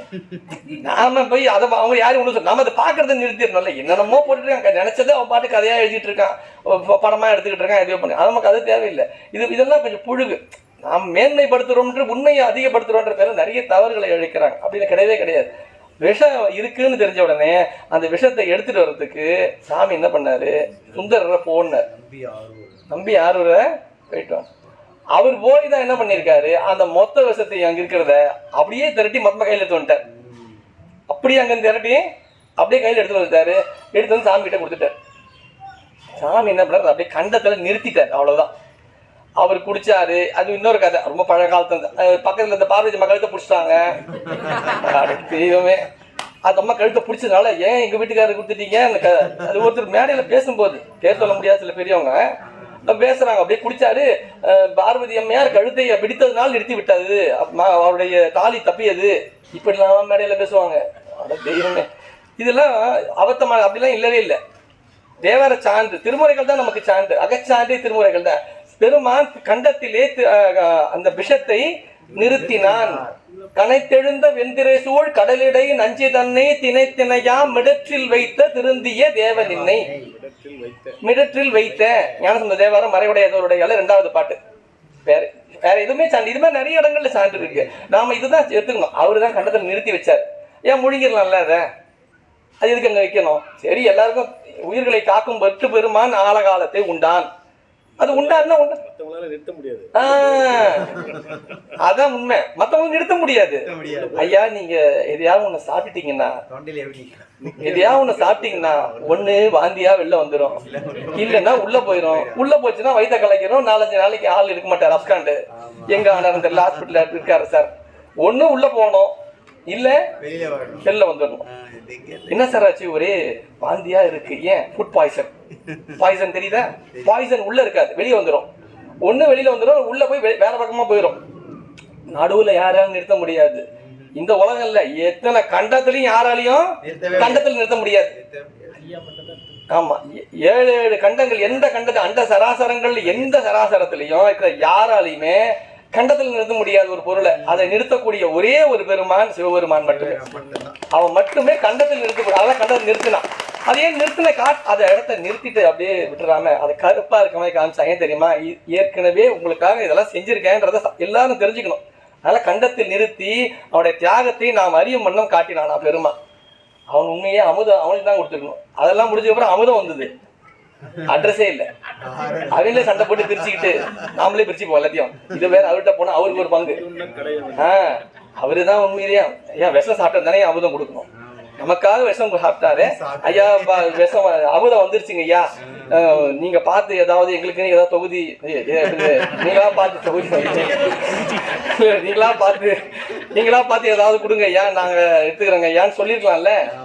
அப்படிலாம் சொல்லி அவங்க தனியா பிரிச்சுக்கிட்டாங்க. அப்படி பிரிச்சுக்கிட்டும் அவன் துன்பம் தான். உண்மையிலே அமுதம் அவன் தான் சாப்பிட்டுருக்கணும். அவன் ஏன் விஷம் உண்டான்னு தெரியுமா? உயிர்கள் துன்பங்களிலிருந்து காப்பாற்றுவதற்காக. சிற்றுயிர்க்கு இறங்கி காய்சின ஆலமுண்டாய் அமுது உண்ண கடையவனே. அவன் ஆலம் உண்டது உயிர்களுக்கு உயிர்களின் மேல் கொண்ட இரக்கம் காரணமாக. உண்மையில் அமுதத்தை அவன் தான் இருக்க வேண்டும். அவனே அமுதமாக இருப்பதனால் விஷம் அவனே ஒன்றும் செய்யாது. அவனே அமுதம் தான். இப்போ இவங்க என்ன பண்ணிருக்கணும், அவன் பெருமான் தான் எல்லாவற்றுக்குமான மூலப்பொருள்னு நினைச்சிருக்கணும். அமுதத்தை தேடி தனியா போனாங்க. இப்போ நாம அப்படித்தானே, நமக்கு சாமி கிட்ட போய் நிற்கும் போது நம்ம எதை கேட்குறோம்? எல்லாத்தையும் கேட்குறோம். எல்லாத்தையும் கேட்டு அவரை மட்டும் விட்டுறோம். சாமி கிட்ட நாம எல்லாத்தையும் கேட்கிறோம், சாமியை மட்டும் கேட்கறது. சாமி அதை வச்சு என்ன சார் பண்றது? அது எனக்கு இது வேணும் அது வேணும் அது லிஸ்ட் வச்சுட்டு போறத பாத்தீங்கன்னா பெரிய லிஸ்டா இருக்கும். அந்த கோயிலோட சுட்டு வட்டாரத்தை விட பெரிய லிஸ்ட் ஒன்று வச்சுட்டு போயிடுவாங்க. போய் நிப்பா சாமி கிட்ட போயிட்டு அவ்வளோ ஒரு லிஸ்ட் வச்சு நிற்கும் போது அவர் என்ன பண்ணுவார்? சரி லிஸ்ட் தான் முதல்ல சாமி கொடுத்துருவார், அவ்வளோதான். அங்கே போனவங்க என்ன பண்ணுறோம், நமக்கு என்ன தேவை, நமக்கான தேவையை, நமக்கான உடலை தந்து நமக்கான போகத்தை தந்த பெருமானுக்கு இந்த பிறவியில் நமக்கு எதை தர வேண்டுமோ அதை தருவார். அப்போ நாம ஏன் கோயிலுக்கு போகணும்? நாம் ஏன் திருக்கோயிலுக்கு செல்லுகின்றோம் என்றால் இந்த பிறவியை தந்த பெருமானுக்கு நன்றி சொல்வதற்காக திருக்கோயிலுக்கு செல்லுகின்றோம், அவ்வளோதான். ஒரு தேங்க்ஸ் ஐயா, ரொம்ப நன்றிங்க ஐயா. நன்றி சார். இந்த பிறவி நல்லா வரைக்கும் நல்லபடியாக வழிபாடு செய்ய முடியுது. நேரம் இருக்கு சாமிக்கு. எவ்வளோ பேருக்கு நேரம் இல்லை. நீங்கள் போய் ஏன் வரலன்னு கேளுங்க. ஐயா டைமே இல்லைங்க ஐயா. இப்படி நமக்கு இங்கே இருக்கிறவங்களுக்குனா 28 மணி நேரம் இருக்கு, அவங்களுக்கு மட்டும் 24 மணி நேரம் இருக்கா? எல்லாருக்கும் 24 மணி நேரம் தான். இல்லை, நேரம் ஏன் இல்லைன்னா நேரத்தை நம்மால் பகுக்க இயலவில்லை. வழிபாட்டிற்காக நேரத்தை நம்மால் ஒதுக்க இயலவில்லை. அதனால ஞானிகள்லாம் என்ன பண்ணாங்க, அதற்காகவே தன்னை வைத்துக் கொண்டார்கள். நாம் செய்கின்ற பணி பெரிய புராணம், மொத்த பெரிய புராணம் சொல்றது அவர்களுடைய வாழ்வையே தொண்டாக கொண்டார்கள். வாழ்க்கையில் தொண்டு செய்வது வேறு, வாழ்வையே தொண்டாக வைத்துக் கொள்வது. நாம் செய்கின்ற பணி எல்லாமே நடந்து போயிட்டே இருக்கோம், வேலைக்கு போயிட்டே இருக்கோம். ஐயா கொஞ்சம் பசிக்குதுங்க, தாங்க என்னால் முடிஞ்சிருந்தாங்க ஐயா, அது ஒரு பணி, அவ்வளோதான். பணியில் இருந்துகிட்டு இருக்கோம். அங்கே யாருக்கோ ஒரு ஏதோ உடல்நல குறைவு, அவருக்கு நம்மால் இயன்றதை தருவது, அது ஒரு பணி, அவ்வளவுதான். தொண்டு நாம் வாழ்கின்ற வாழ்க்கையிலேயே நடந்து கொள்ள வேண்டியதை தவிர தொண்டு தனியாக போய் கொஞ்சம் செய்யறது கிடையாது. அது நம்முடைய வாழ்வியலுடைய பயனாக அதை கொள்ள வேண்டும், பழக்கத்தில் அதை கொள்ள வேண்டும். அதைதான் சொல்றாரு இங்க ஆலகாலத்தை பெருமான் உண்டாரா, உண்ட பெருமானுடைய கண்டம் கருத்தது. ஆலகாலத்தினால் பல தேவர்கள் தங்களுடைய வாழ்வை இழந்தனர், நிறங்களை இழந்தனர். ஆனால் அந்த ஆலகாலத்தை அந்த கடல் இருந்து பெற்று அதை பெருமான் திருக்கரத்திற்கு கொண்டு வந்து சேர்த்த சுந்தரமூர்த்தி நாயனாருடைய கரத்தில் எந்த கரையும் படியவில்லை. அதுல இங்க சுந்தரமூர்த்தி நாயனாருக்கு ஆளால சுந்தரர்னு பேர் சொன்னீங்களே, ஆலகாலத்தை அவர் தான் எடுத்துட்டு வந்தாருந்தீங்களே. ஐயா விஷம் இருந்தவருக்கு விஷம் அட்டாக் ஆயிடுச்சு, விஷத்தை வந்து சேர்த்தவருக்கு நீலகண்டவரா ஆயிட்டார், நீலகண்டரா பெருமான் ஆயிட்டார். கொண்டு வந்து சேர்த்தாரு, அவருக்கு என்ன ஆச்சு? அவருக்கு ஒண்ணுமே ஆகல. ஏன்? அவர் பெருமானுக்கு பணி செய்து கொண்டிருந்த பெருமகனார், நாளும் திருநீறு தந்து கொண்டிருந்த பணியை நாளும் செய்து கொண்டிருந்த காரணத்தினால் அவர் கரத்திலே அந்த ஆலகாலம் எந்த ஒரு இடையூறையும் ஏற்படுத்தவில்லை. நாமும் பெருமானை நாளும் வழிபடுவோமே, ஆனால் இந்த உலகியல் துன்பம் என்பது நம்மை தாக்காது. உலகியல் துன்பம் அதுதான் சார் நமக்கு முதல்ல முக்கியம். முத்தி கிடைக்க போறது நாளைக்கு, நரகம் வர போறது நாளைக்கு, சொர்க்கம் வரப்போது. இங்க இப்போ துன்பம் வரக்கூடாதுல்ல நமக்கு. நாம் வழிபாடு செய்யும் பொழுது நம்முடைய வழிபாட்டின் பையன் நாம் நாளும் அனுபவிக்கின்ற துன்பத்திலிருந்து நாம் நீங்க பெறும். போன வருஷம்லாம் ஒரு மாதிரி தான் சார் இருந்தது. இப்ப இல்லைன்னா தான் நம்ம கரெக்டா இருக்குன்னு அர்த்தம். இல்லைன்னா தான் இல்லைன்னா என்ன அர்த்தம்? நம்ம எங்கேயோ தவறிட்டு இருக்கோம். டாக்டர் உடம்பு சரியில்லை, என்ன பண்ணோம்னு கேட்டா ஐயா கிட்ட நீங்க டாக்டரை போய் பாருங்க, டாக்டரை பார்த்தா எல்லாம் சரியாகும். ஒரு மாசத்துக்கு அப்புறம் பாக்குறாரு, ஐயா நீங்க டாக்டரை பாத்தீங்களா? பார்த்தங்க ஐயா, அப்பவும் சரியாகலைங்க ஐயா. ஏங்க ஐயா, அருமை நல்ல டாக்டருங்க, அவரு நல்லா இதெல்லாம் தருவாரு. நானும் 2-3 பேருக்கு சொன்னேன், நல்லபடியா பார்த்தாரு. நீங்க போனீங்களா? நான் போனேங்க ஐயா, போனவன் ஒன்றும் சரியில்லை, எனக்கு ஒன்றும் சரியாகணும் தெரியல. அவர் என்ன சொன்னாரு, அவர் இந்த மருந்தை சாப்பிட சொன்னாரு, இதெல்லாம் சாப்பிட வேணாம் சொன்னாரு. அதெல்லாம் செஞ்சீங்களா? அதை நான் செய்யலைங்க ஐயா. இது செய்யலைன்னா எப்படி நடக்கும்? நீங்க தான் போதானே சொன்னீங்க. நம்ம சும்மா போனாலே போயிட்டா நோய் குணமாயிருமா? அங்க போனா அவர் என்ன சொல்றாரோ அதெல்லாம் செய்யணும்ல. அங்க என்ன சொல்றாரோ அதெல்லாம் செய்யணும். அவர் மருந்து சாப்பிடுன்னு சொல்லுவாரு, இதெல்லாம் சாப்பிடாதுன்னு சொல்லுவாரு. அதுதான் நோயை குணமாக்கக்கூடியது இல்லையா? ஒரு நோய், உடலில் இருக்கின்ற நோயை குணப்படுத்த வேண்டுவதற்கு நாம் சிலவற்றை பின்பற்ற வேண்டும், சிலவற்றை தவிர்க்க வேண்டும். என்றால் நாம் வழிபாட்டில் இருந்து கொண்டு நம்முடைய நாம் நாளும் அனுபவிக்கின்ற துன்பத்தில் இருந்து நீங்க வேண்டும் என்றால் நாம் நெறியிலே நிற்க வேண்டும். அவ நெறி என்று சொல்லப்படக்கூடிய அல்லாத நெறியிலிருந்து நாம் விலக வேண்டும். இந்த உலகத்தில் நிறைய இருக்கு நெறி. ஒருத்தர் ஒரு நெறி சொல்லிக்கிட்டே இருப்பாங்க. அது எல்லாமே நெறியான நெறி தான். மணிவாசகர் மட்டும் சொல்றாங்க, அது என்ன நெறி தெரியுமா? அல்லா நெறி. அதெல்லாம் பின்பற்றாது. எல்லாரும் சொல்லிட்டு தான் இருப்பான், அது ஒரு நெறி, இது ஒரு நெறி, டிவியில் காட்டுவாங்க, யூடியூப்ல போடுவாங்க, வாட்ஸ்அப்பில் வரும், அதில் வரும், இதில் வரும், எல்லாம் வந்துட்டு இருக்கோம். எல்லாம் வருது இல்லைங்க, எல்லாத்தையும் செய்ய வேண்டாம், ஒன்று தான் செய்யணும். நெறியல்லா நெறி தன்னை நெறியாக நினைவேனை சிறுநெறிகள் சேராமே திருவருளே சேரும். அந்த நெறி அல்லா நெறி இருக்கு இல்லையா, அது அது நிறைய வந்துகிட்டு இருக்கும், புதுசாக வந்துகிட்டு இருக்கும், கண்டுபிடிச்சிக்கிட்டே இருப்பாங்க. இப்போ வேற ஏஐ வந்துருச்சு, புதுசாக கண்டுபிடிப்பான் நெறி என்னன்ட்டு, அது ஒரு கண்டுபிடிச்சி புதுசாக ஒன்று சொல்லுவான், இப்படி பண்ணலாங்க ஐயா, அப்படி பண்ணலாங்க ஐயா. விளக்கை ஏற்றணும்னு சொன்ன முடிஞ்சு போச்சு, அதை விளக்க காட்டு எதுலேயே ஏற்றிட்டு இருக்கான் விளக்க, எதெல்லாம் ஏற்றக்கூடாது அதெல்லாம் விளக்க அதில் ஏற்றணுங்க, ஏற்றினா தாங்க இதுங்க, அது வேற ஒன்று சொல்லி வச்சுட்டு. இதை மாதிரி நம்ம புதுசாகலாம் போக வேண்டாம், என்ன சொன்னாங்களோ அதை செய்யணும். விளக்கு இருளை அகற்றக்கூடியது, அவ்வளோ. அது மண் விளக்காக அழகாக ஏற்ற வேண்டும், இல்லை பித்தளை ஏற்ற வேண்டும், அவ்வளோதான், முடிஞ்சு போச்சு. அதையே இன்னும் ஏற்றிக்கிட்டே போக போக என்ன ஆகுது, அதில் அதை நம்ம மேன்மைப்படுத்துகிறோம்ட்டு நம்ம அதை இழிவுபடுத்திடுறோம். அப்படி செய்யக்கூடாது. அப்போது நாம் தெரிந்து கொள்ள வேண்டியது, நம்மால் இயன்றதை செய்து நம் பிறருக்கு உதவ வேண்டும், அவ்வளோதான். இங்கே பெருமான் ஆலகாலத்தை உண்டு கண்டத்தில் நிறுத்தினாராம். அந்த கண்டத்தில் நிறுத்திய பெருமானுக்கு உடனாக இருந்தவர் தான் யாரு? சுந்தரர். அந்த ஆலகால சுந்தரர் அவர் நந்தவனத்திலே பணி செய்து கொண்டிருக்கு. நந்தவன மலர் பறிக்க சென்றாராம். அவர் மட்டும் செல்லலை, அவர் மலர் பறிக்க செல்லும் பொழுது பெருமாட்டிக்கு உமையம்மைக்கு பூசை செய்கின்ற இருவர் அவர்களும் மலர் பறிக்க சென்றார்களாம். அவர்கள் பெயர் என்னவா? அந்தமில் சீர் அணிந்திதை ஆயகுழல் கந்தமாமலை கமலினி என்பவர் கொந்து கொண்ட திருமலர் கொய்வழி வந்து வானவர் ஈசர் அருளென. அந்த அம்மா 2 பேரும் வந்தாங்க, அணிந்திதி கமலினியும் வந்தாங்களாம், சுந்தரர் வராராம்.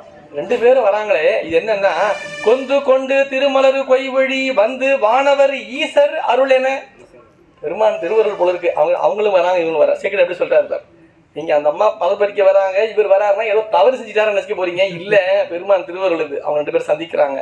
அது பெருமான் திருவருள் எப்படி அமைந்ததா, நம்முடைய தென் திசை என்று சொல்லப்படக்கூடிய நம்முடைய நம்முடைய நாடு இருக்கு இல்லையா, நாட்டினுடைய தென்பகுதி, இதனுடைய பெருமையெல்லாம் விளங்கி தோன்றும் பொருட்டு இங்கே சுந்தரமூர்த்தி நாயனார் இந்த பூ உலகில் எழுந்தருளி திருத்தொண்ட தொகையை தர வேண்டும் என்பதற்காகவே சுந்தரமூர்த்தி நாயனார் அப்படியே அந்த பெண்களை பார்த்துட்டாராம்.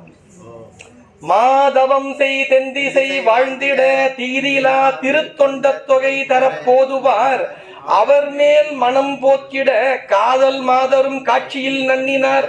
அவரும் பார்த்துட்டாரு, இவரும் பார்த்துட்டாங்க, அவங்களும் பார்த்துட்டு இவங்களும் பார்த்துட்டாங்க. வேற ஏதோ உணர்ச்சியால் பார்த்தாங்களா? இல்ல, தென் திசை விளங்க வேண்டும் என்பதற்காகவும் திருத்தொண்ட தொகையை இந்த பூ உலகம் பெற வேண்டும் என்பதற்காகவும் இருவரும் பார்த்தார்களாம்.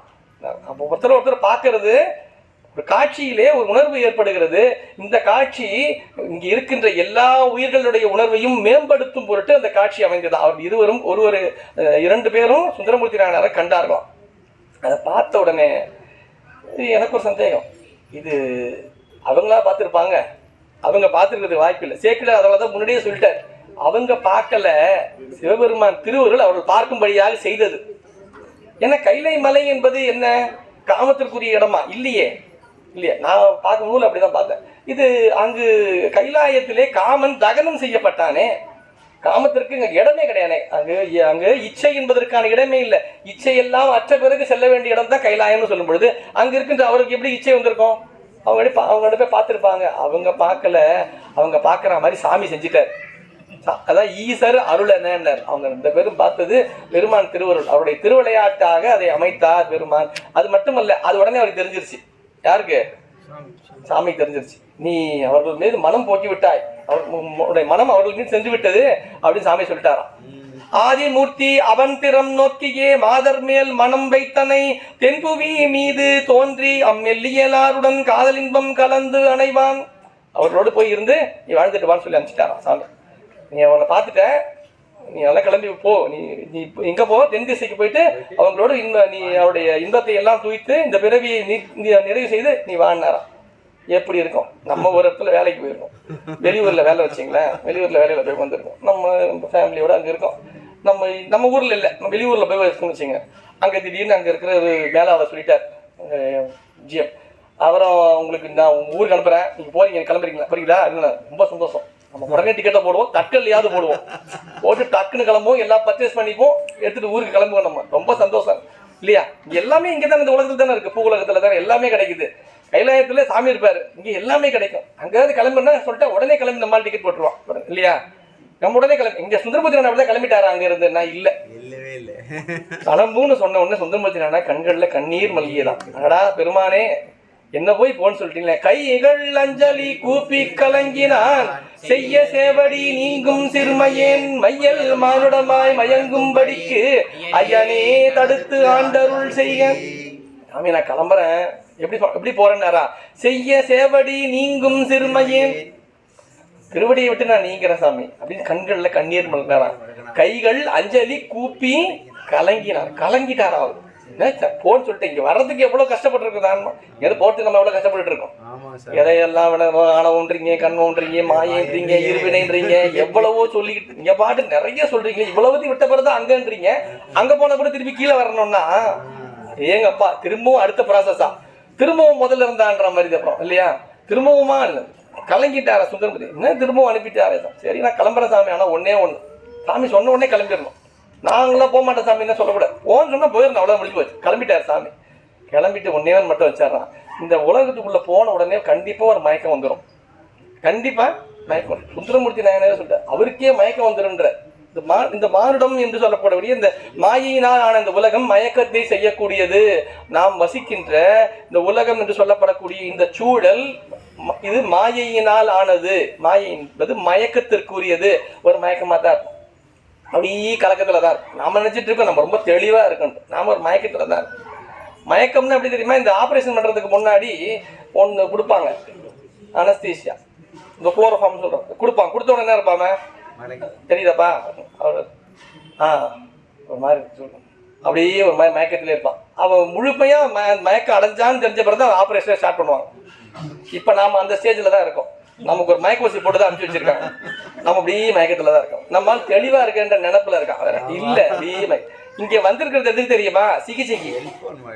இங்க நம்ம எதுக்கு வந்திருக்கோம், சிகிச்சைக்கு வந்திருக்கோம். நாம் இங்கு என்ன சொல்றது, பேரானந்த பெருவழியெல்லாம் இல்லை. எல்லாம் இங்கே நமக்கு நோய்க்கு நோயை நீத்து நாம் இறைவன் திருவடியை அடைவதற்கான ட்ரீட்மெண்ட் நடந்துட்டு இருக்கீங்க. சிகிச்சைக்கு வந்திருக்கோம். பேஷண்ட் அவ்வளவுதான். கரெக்டாக சொல்ல நம்ம பேஷண்ட்டாக வந்திருக்கோம். நோய் நீங்கணும்னா கிளம்பணும் இங்கேருந்து, அவ்வளோதான். இது இங்கேயே நம்ம உட்காந்துருக்க வேண்டிய இடம் கிடையாது இல்லையா. அதனால தெரிஞ்சு இது இங்கேயே இருக்க வேண்டிய இடம் தான் நினச்சிட்டு இருக்கான். இது இல்லை, இது நம்ம சிகிச்சைக்கு தான் உண்டு. அருளாளர்களுக்கும் நமக்கும் வித்தியாசம் உண்டு. இது அவங்களுக்கு கிடைச்சக்கூடாது. சுந்தரமூர்த்தி நாயனார் வர்றது அப்படி கிடையாது. நல்லா புரிஞ்சுருங்க. அருளாளர்கள் இந்த பூவுலகிற்கு வருவதும் நாம் பூவுலகிற்கு வருவதற்கும் வித்தியாசம் இருக்கு. நாம் நோயை நீத்து பெருமான் திருவடி அடைவதற்காக இந்த பிறப்புக்கு வரும். சாமி கருணையினால. அவர்கள் எதுக்கு வராங்க தெரியுமா, அவங்கள அனுப்பி வைக்கிறார் சாமி, போயிட்டு வாங்கன்ட்டு. அதாவது இது போலீஸ்காரன் பிடிச்சி போற கைதி இருப்பான்ல, அவனுக்கும் மேனேஜர் ஊருக்கு போன அனுப்பி வைக்கிற ஒரு பர்சனுக்கும் வித்தியாசம் இருக்கு.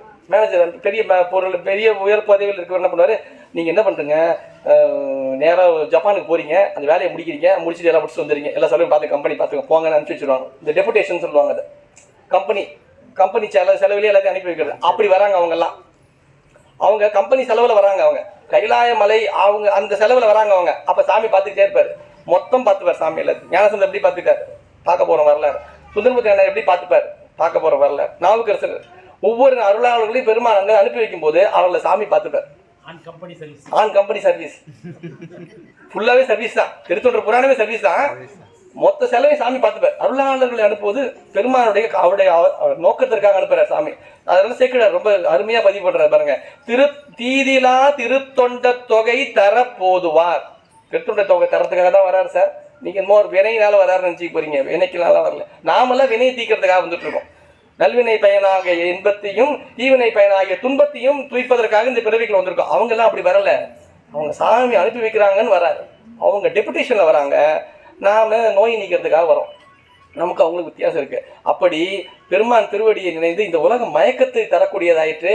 என்னையும் இந்த உலகம் கண்டிப்பாக மயக்கத்தில் ஆழ்த்தும், அந்த நேரத்தில் ஆட்கொள்ளுங்கன்னு சொல்றாரு. அதனாலதான் வராது கல்யாணத்துல பிடிக்கிறார். இப்போ பார்ப்போம் பாருங்க. ஏன் ஒரு கல்யாணத்துல போய் சாமி நிறுத்திட்டாரே சார், கல்யாணம் முடிஞ்சதுக்கு அப்புறமாவது கூட்டு போயிருக்கலாம்ல. கல்யாணத்துல போய் தான் நிறுத்த வராருக்கா. அவர் ஏன் நிறுத்தினாருன்னா, கல்யாணம் மட்டும் நடந்திருந்ததுன்னா அது கதை வேற மாதிரி போயிட்டு இருக்கோம். சிக்கல் யாருக்கு தெரியுமா இருக்கும்? சாமிக்கு ஆயிருக்கும் சிக்கல். என்னடா 2 பேரை இது பண்ணி அனுப்பி விட்டா அது வேற புதுசா இன்னொருத்தர் வந்துட்டாருன்னா அப்புறம் சுந்தரமூர்த்தினால திருப்பி இங்க இருக்க மாதிரி ஆயிடும். சாமியோடைய அந்த டெபுடேஷன் பீரியட் இருக்குல்ல, அந்த பீரியட் எக்ஸ்டெண்ட் ஆயிரும். அதுக்கு சாமி தான் இது ஆயிடுவார், சாமியோட விட மாட்டார். அதனாலதான் வந்து நிக்கிறார். வந்து நின்று அடிமைன்னு சொல்லி பிடிச்சி கூட்டின்னு போயிடுறாரு விட்டு. இப்படிதான் ஒவ்வொரு ஆன்மாவையும் பெருமான் அடிமைப்படுத்துவான். அதற்கான ஒரு கால எல்லைன்னு இருக்கு. அந்த எல்லையை தாண்டுற வரைக்கும் விட்டு வச்சிருப்பாரு. அது வந்துருச்சுன்னா அதை பிடிச்சிட்டு போயிடுறாரு சாமி. இப்ப நம்மளால அப்படிதான் பிடிச்சி வச்சிருக்காரு. நமக்கு ஒரு கால எல்லை, எவ்வளவு நேரம்? ஒரு நேரம் இருக்கும். அது வரைக்கும் பிடிச்சி நம்ம அதுலயே இருப்போம். கேட்டை தாண்டிட்டோம்னா நமக்கு எல்லாம் தாண்டி போயிடுவோம். நம்ம எல்லாத்தையும் மறந்து போயிடுவோம். நம்ம ஒரு குறிப்பிட்ட எல்லை வரையும் நம்ம சிந்தனைக்குள்ளவே இருப்போம். இதை அதிகப்படுத்திக்கிட்டே போகணும் நம்ம வாழ்நாள். அதுதான் நம்முடைய வினையை நீக்கக்கூடியது. அப்படி ஐயனே தடுத்து ஆண்டு அருள் செய்க. இதை 4 இந்த பாடல் நம்ம சொல்லணும். பெருமானே, இந்த பிறவி நம்மை மயக்கக்கூடியது. கைகள் அஞ்சலி கூப்பி கலங்கினான் செய்ய சேவடி நீங்கும் சிறுமையேன் மையல் மானுடமாய் மயங்கும்படிக்கு ஐயனே தடுத்து ஆண்டு அருள் செய்க. ஐயனே தடுத்து ஆண்டு அருள் செய்க. சாமி என்ன பண்ணுவாரு அப்படின்றது ஒரே வார்த்தை. பெருமான் என்ன பண்ணுவாரா? முதல்ல தடுப்பார். இதெல்லாம் பண்ணாத, இதெல்லாம் பண்ணலாம்னு நினைச்சா சாமி நமக்கு வழியே வைக்கலைங்க. தடுத்துட்டாருன்னு நல்லது. தடுக்கிறவர் தான் நம்மை ஆளுவார். நம்மை ஆண்டு கொள்வதற்குரியவர் யாரு? நம்மை தடுத்து ஆட்கொள்வார். ஆட்கொண்டு அருள் செய்வார். தடுத்து ஆண்டு அருள், இதுதான் பிறவியில் நடக்கிறது. நம்மை பெருமான் தடுத்து ஆட்கொண்டு அருள் செய்வான். தடுக்கிறது வரைக்கும் தான் நமக்கு தெரியும். ஆட்கொள்ற நிலையில் நமக்கு தெரிய மாட்டோம். நம்ம மறந்து விட்டுருவோம். நம்ம அவன் அருள் செய்வதையும் நம்ம கவனிக்கிறது இல்லை. அவன் ஒவ்வொரு நிலையிலும் நம்மை தடுத்து ஆண்டு அருள் செய்து கொண்டுதான் இருக்கின்றான். அதை நாம் நினைந்து போற்றும் பொழுது அதனுடைய அனுபவத்தை நாம் பெறலாம் என்று சொல்லி அங்கிருந்து அப்படியே வராரு. திருமலைகளை பற்றி சொல்லிட்டே வர செய்திகள்லாம் திருமலைகளாக விளங்குகின்ற விளைவிலே அந்த நாளரும் அங்கு அது கேட்டவர் வந்த மானுட பார்படு தென்திசை இந்த வான்திசை எட்டினும் மேற்பட வந்த புண்ணியம் யாது என மாதவன் பொறு அருந்தவம் தான் புலிக்காலனாம் அருமுனி எந்தை அச்சித்தும் உள்ளது பெருமை சேர் பெரும்பற்ற புலியூர் என்று ஒருமையாளர் வைப்பாம் பதி ஓங்குமால் சிதம். தில்லை கைலாயமலையிலிருந்து நேர தில்லையம்பதியை பற்றி செய்திகள் எல்லாம் சொல்லி திரு ஆரூரினுடைய செய்திகளை எல்லாம் காட்டி திரு ஆரூருக்கு ஒரு சில தலங்கள் பெயர்ல மட்டும் சொல்லிட்டே வர்றார். திரு ஆரூர் சொல்றாரு, காஞ்சி மாநகரத்தை சொல்றாரு. எம்பிராட்டி ஏழுலகு ஈன்றவள் தம்பிரானை தனித்தவத்தால் எய்தி கம்பை ஆற்றில் வழிபடு காஞ்சி என்று உம்பர் போற்றும் பதியும் உடையது. மலை, அந்த மலையிலேருந்து ஆரம்பிச்சு நேரம் இந்த நில உலகத்துக்கு வந்துட்டாரு. ஆரூர், தில்லை, அப்படியே காஞ்சி மாநகரம், இது எல்லாம் சிறப்பு எல்லாம் பேசி நங்கள் நாதனாம் நந்தி தவம் செய்து பொங்கு நீடு அருள் எய்திய பொற்பது கங்கை வேணி மலர்கடல் மலர் செங்கையாளர் ஐயாரும் திகழ்வது.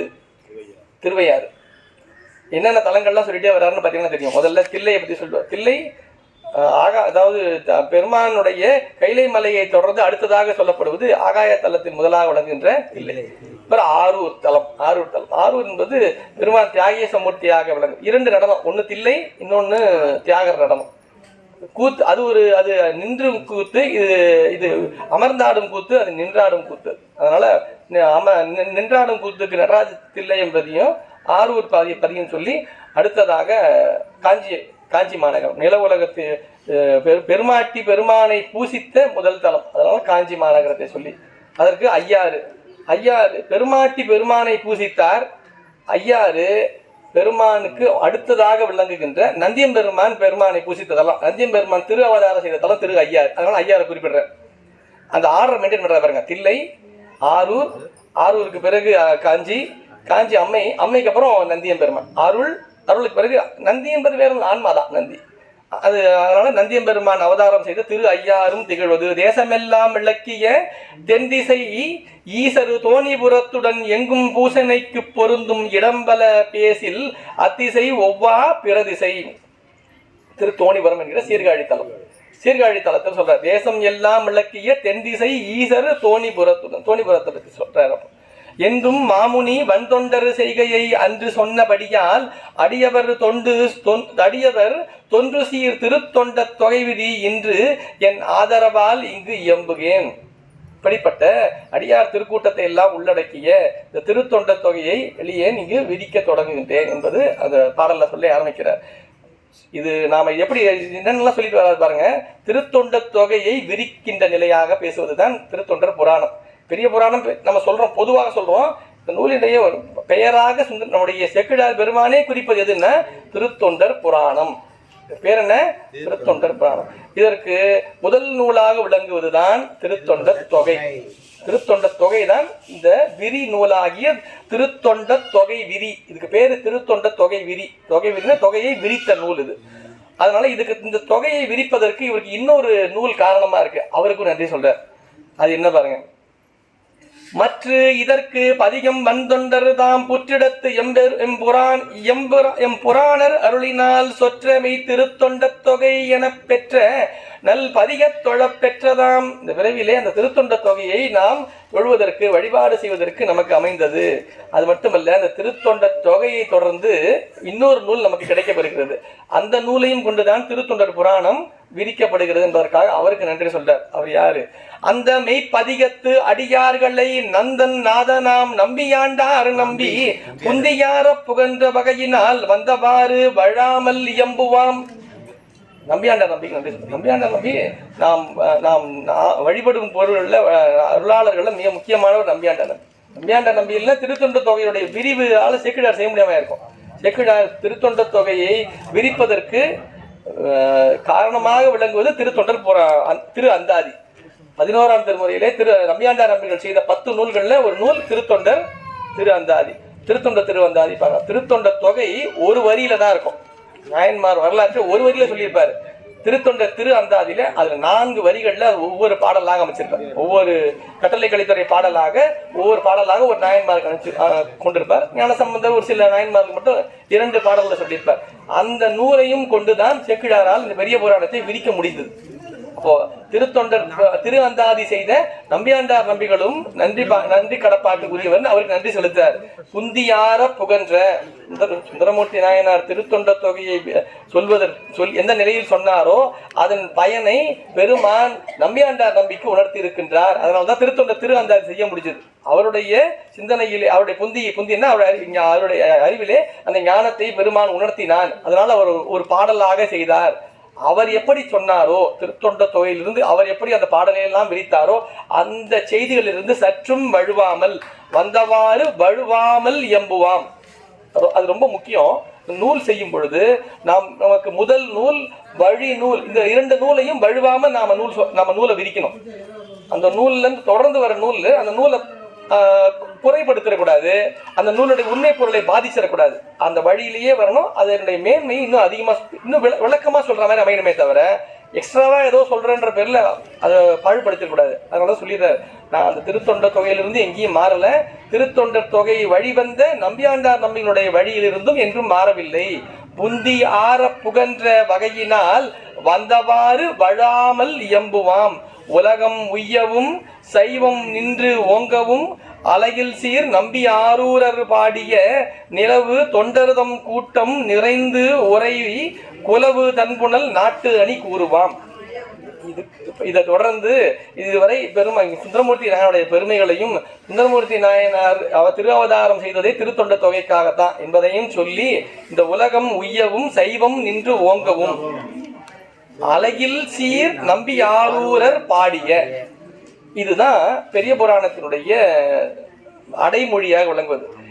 எதற்காக பெரிய புராணம் திருத்தொண்டர் புராணம் இயற்றப்பட்டது? உலகம் உய்யவும், உலகம் உய்வை பெற வேண்டும். உய்வுனா என்ன? ஒரு நிறைவு. உய்வுனா முடிவு இல்லையா? அது கடைசி, அவ்வளவுதான், அதுக்கு மேல கிடையாது. அதுக்கு பேர் தான் உய்வு இல்லையா? உயிர் என்பதும் உய்வை பெறக்கூடியதுதான். இந்த ஆன்மா உய்வை பெறக்கூடியது என்பதற்காக தான் அதுக்கு உயிர்னே பேரு. உய்வை பெறுதானே இல்ல. அது என்ன பண்ணுது? ஒரு உடம்பு. அந்த உடம்புல இருந்து ஒரு வினையை ஈட்டுது, இதை பண்ணுது. அதுக்கு இன்னொரு உடம்பு, இன்னொரு உடம்பு, இன்னொரு உடம்பு, உடம்பு உடம்பு உடம்பு வந்துகிட்டே இருக்கு. அப்ப உய்வு இல்லை. உய்வுன்னா என்ன? ஓய்வு இருக்கணும், ஒரு நிறைவு இருக்கணும்ல. பெருமான் திருவடியை அடைந்து இதற்கான உடம்பு எது? அவன் திருவடியில் இருந்து ஆனந்தத்தை கழிப்பதுதான் இந்த ஆன்மாவிற்கான உண்மையான நிறைவு. அந்த நிறைவு இந்த ஆன்மா அடையிலேயே தொடர்ந்து கொண்டே இருக்கு. இந்த நிறைவு செய்ய வேண்டும். இந்த உலகம் உய்யவும்னா உலகத்தில் இருக்கின்ற உயிர்கள் உய்யவும். உலகம் உய்யனா உலகம் வந்து மாயாச்சு, ஜடமாச்சு. உலகம் எங்க உய்ய போகுது? உலகம் உய்யாது. உலகம் உய்யுதல் என்றால் உலகத்தில் இருக்கின்ற உயிர்கள். உலகமே வர பார்த்து திருச்சி சார் சொல்றான், இந்த ஊரே அவரை பார்த்து ஊரே ஊர் சிரிக்குதா? இல்லை, ஊரில் இருக்கிறவங்க சிரிச்சாங்க இல்லையா, அதுதான் ஊரே சிரிக்குதுன்னு சொல்லுவோம் இல்லையா. ஊரே பாராட்டுச்சு அவரை அப்படின்னு தான் என்ன அர்த்தம்? ஊர் பாராட்டுறது என்ன அர்த்தம்? ஊர்னு தனியாக இருக்கான், ஊரில் இருக்கிற மக்கள். உலகம் உய்யவும் என்றால் உலகத்தில் இருக்கின்ற உயிர்கள் உய்யவும், சைவம் நின்று ஓங்கவும். சைவம் ஓங்க வேண்டும், சைவம்னா சைவம் தழைக்க வேண்டும். சைவம் தழைப்பதற்கு இந்த புராணம் துணை செய்கிறது. அடியாருடைய புராணமா? தொண்டுதான் இந்த உலகம் சிறப்பதற்கும் சைவம் ஓங்குவதற்கும் காரணமாக விளங்குவது எது?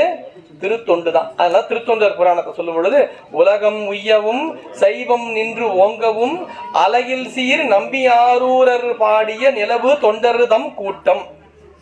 அது அலகில் சீர் நம்பியாரூரர். நம்பியாரூருடைய சீரண்டா அவருடைய பெருமை அலகில். அது எப்படிப்பட்டதா? அழகில். எனக்கு தெரிஞ்சு சேக்கிழார் சாமிக்கு அப்புறம் பெருமானை சொல்வதற்கு பிறகு சுந்தரமூர்த்தி நாயனாருக்கு இதை சொல்ல பயன்படுத்துறார். அழகில்னு ஒரு சொல் பயன்படுத்துறார். இதை நம்ம கடந்த மாதமே பார்த்துருப்போம். நாம அழகில் சோதியன் சொல்லிடுவார் முதல் பாடல்ல. அழகில்னா அழகுன்னா என்னது? யூனிட் அப்படிதான் சொல்லுவோம்ல. அப்படி சொன்னா யூனிட்னா ஒரு அளவுக்கு உட்பட்டது இல்லையா, இந்த அளவுன்னு. அந்த அளவுக்கு உட்பட்டவன் அல்லன் அந்த சோதி பொருளாகிய பெருமான் அழகில் சோதியன். அதே போல நம்பியாரூருடைய சீர், நம்பியாரூருடைய பெருமை என்பதும் ஒரு அழகுக்கு உட்பட்டது அல்ல. அழகில் சீர் நம்பி ஆரூரர் பாடிய நிலவு தொண்டர்தம் கூட்டம். நம்பி ஆரூரரும் நம்பி ஆரூரால் பாடப்பட்ட திருக்கூட்டமும் அழகில் சீர். திருக்கூட்டத்திற்கு அழகு இல்லை, ஒரு அழகு, இதுதான் அழகுக்குள் உட்பட்டது அல்ல. நம்பியாருடைய சீரும் அழகுக்கு உட்பட்டது அல்ல என்பதாக சேக்கிழார் சொல்றார்.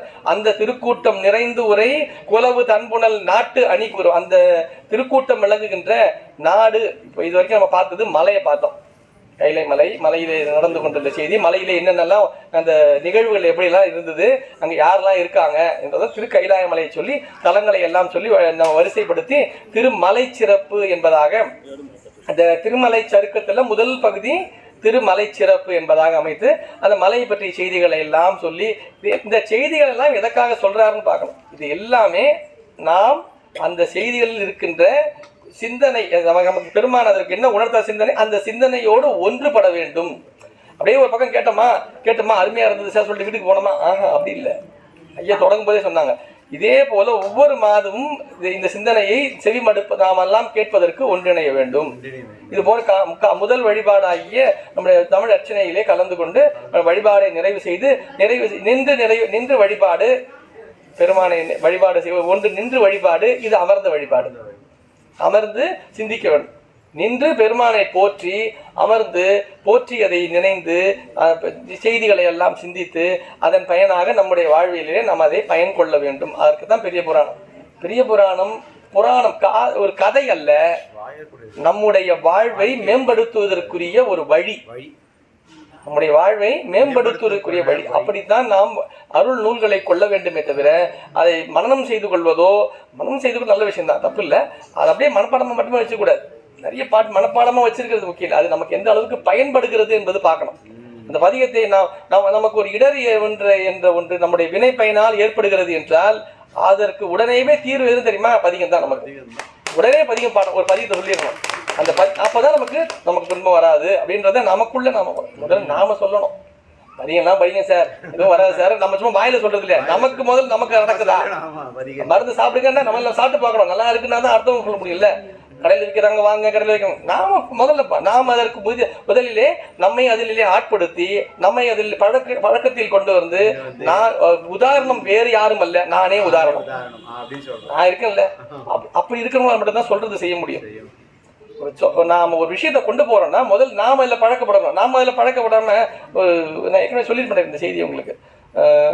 ராமகிருஷ்ணர்கிட்ட ஒருத்தர் என்ன பண்ணாரா, பையனை கூப்பிட்டு வந்தாராம். பையனை கூப்பிட்டு வந்து, ஐயா எப்போ பார்த்தாலும் இந்த பையன் எங்கே பானீங்கனாலும் வீட்டுக்குள்ளே போனான்னா ஒரு லட்டு எடுத்து தின்னுட்டே இருக்கான், அவன் லட்டு சாப்பிட்டுக்கிட்டே இருக்கான். அவனை எப்படியாவது கொஞ்சம் இதெல்லாம் சாப்பிட நல்லது இல்லைப்பா, உடம்புக்கு இது இல்லைப்பா சொல்லி நிறுத்துக்க சொல்லுங்கயான்னு அவர் சொன்னா, நீ சரி போயிட்டு வாங்க, நீங்கள் அப்புறம் பார்த்துக்கலான்ட்டாங்க. இல்லை அவன்கிட்ட சொல்லிட்டு வார்த்தை என்ன, நீ போங்கன்னு சொல்லிட்டாரா. அவர் போயிட்டு ஒரு வாரம் கழிச்சு அந்த பையனை வந்தவுடனே அப்புறம் தம்பி இனிமேல் லட்டுலாம் சாப்பிடாது புரியுதா, நல்ல பையனாக இருக்கணும் அப்படின்றாராம். சரிங்க ஐயான்ட்டு போயிட்டானா. பெற்றோர் கேட்டாரா, இதை போன வாரமே சொல்லியிருக்கலாம்ல நீங்கள், இதுக்கு ஒரு வாரம் கழிச்சு வர சொன்னீங்க. இல்லை, போன வாரம் வரைக்கும் நான் லட்டு சாப்பிட்டு இருந்தேன். நானே லட்டு சாப்பிடாதுன்னு சொன்னு அவன் கண்டிப்பா கேட்க மாட்டான். அவன் அப்ப நாம் முதல்ல அதுல இருந்து வெளியே வந்திருக்கணும். நாம வெளியே வராம நீங்க வந்துருங்க வந்துருங்க வந்துருங்க. இவர் கோயில் பக்கமே போக மாட்டாராம், எந்த பக்கம். ஆனா இவர் டெய்லி கோயிலுக்கு போங்க, தினமும் பதியம் படி. இவர் படிக்க மாட்டாராம். கேட்டா இவருக்கு வேலை இருக்குங்க. நாம முதல்ல பழக்கப்படணும், நாம முதல்ல அதுல உள்ள இருக்கணும், நாம அதுல அனுபவப்படணும். அந்த அனுபவத்தின் பயனை நம்மோடு உடன் இருப்பவர்கள் அதை கண்டு அவர்கள் தான் அதில் இருக்கின்றார்கள், அவர்களை செய்து கொண்டிருக்கின்றார்கள், அவர்கள் பயன்பெறுகிறார்கள், நாமும் பயன்பெறுவோம். அப்பதான் நம்முடைய சொல் எப்பொழுது பலரிடம் சென்று சேரும் என்றால் முதலில் நாம் அனுபவப்படணும். சும்மா அந்த சினிமா நடிகர் மாதிரி அடிக்கிறதுக்கு மட்டும் இருக்கக்கூடாது, நம்ம பேசுறதுக்கு மட்டும் இருக்கக்கூடாது. நாம் அதில் பழக்கப்படணும், நாம் அதில் பயன் கொள்ள வேண்டும், அதை பலருக்கும் கொண்டு சேர்க்க வேண்டும். அதுதான் நாம் கற்றுக்கொள்ளுகின்ற, நாம் சிந்திக்கின்ற செய்திக்கான பயனாக அமையும் என்று சொல்லி அதைத்தான் நம்முடைய தெய்வீக சித்தாந்த இலக்கிய மன்றம் ஒவ்வொரு மாதமும் நமக்காக அந்த களத்தை ஏற்படுத்தி நம்முடைய இந்த ஆன்ம பலத்தை மேம்படுத்தும் பொருட்டு நமக்காக செய்வதுதான் இந்த பணி. இந்த பணிக்கு நாம் எல்லோரும் துணை நிற்போம். இந்த அற்புதமான நிகழ்வை எனக்கு நீண்ட நெடுங்காலம் ஐயாவோட ஒரு 30 ஆண்டு 25 ஆண்டு தொடர்பு இருக்கும், அவங்களோட பார்த்துட்டு இருக்கேன். ஆனால் ஒரு 3 ஆண்டுகளுக்கு மேலாக அவர்களோட தொடர்ந்து இந்த பணியிலே வருவதற்கு வாய்ப்பை எனக்கு ஏற்படுத்தினார்கள். அதில் நான் ஒவ்வொரு வருடமும் இந்த மார்ச் மாதம் வரும்போது ஐயாவை பார்ப்பேன். ஐயா அவங்கள அதுக்கு முன்னாடி நான் திருவாசு முற்றோர்களெல்லாம் பார்த்துருக்கேன். ஐயாவை இங்கே திருமலை வாயில் வரும்பொழுது அவர்கள் அமர்ந்து அதுக்கு நான் அவங்கள இங்கே வரும்போதெல்லாம் பார்க்குற வழக்கம் உண்டு. நீங்கள் கவனிச்சிங்கன்னா தெரியும், அதாவது அந்த ஒரு சிந்தனை தவிர வேறு எந்த பக்கமும் இங்கே இந்த கவன சிதறவும் இல்லாமல் அப்படியே கொஞ்சம் கவனிச்சுட்டு இருப்பான். ரொம்ப மிகப்பெரிய சான்றோர், பல நூல்களில் நல்ல ஆழங்கால் பட்ட திருமுறை நூல்கள்லையும் சாத்திர நூல்களில் நம்ம ஆழங்கால் பட்டவர்கள், மிகப்பெரிய சான்றோர் பெருமக்களோடு தொடர்புடைய பெருமகனார். அவர்களெல்லாம் நாம் திருக்கூட்டம் வர்றது எதுக்குன்னா இது போன்ற அன்பர்களை எல்லாம் கண்ணார காண்பதற்கு தான், அடியார்களை எல்லாம் காண்பதற்கும், அது போன்ற மிகப்பெரிய நிலையில் வருகின்ற பல அடியார்களோடு கூட்டு காண்பதற்கும் தான் நாம் எல்லோரும் சேருகின்றோம்.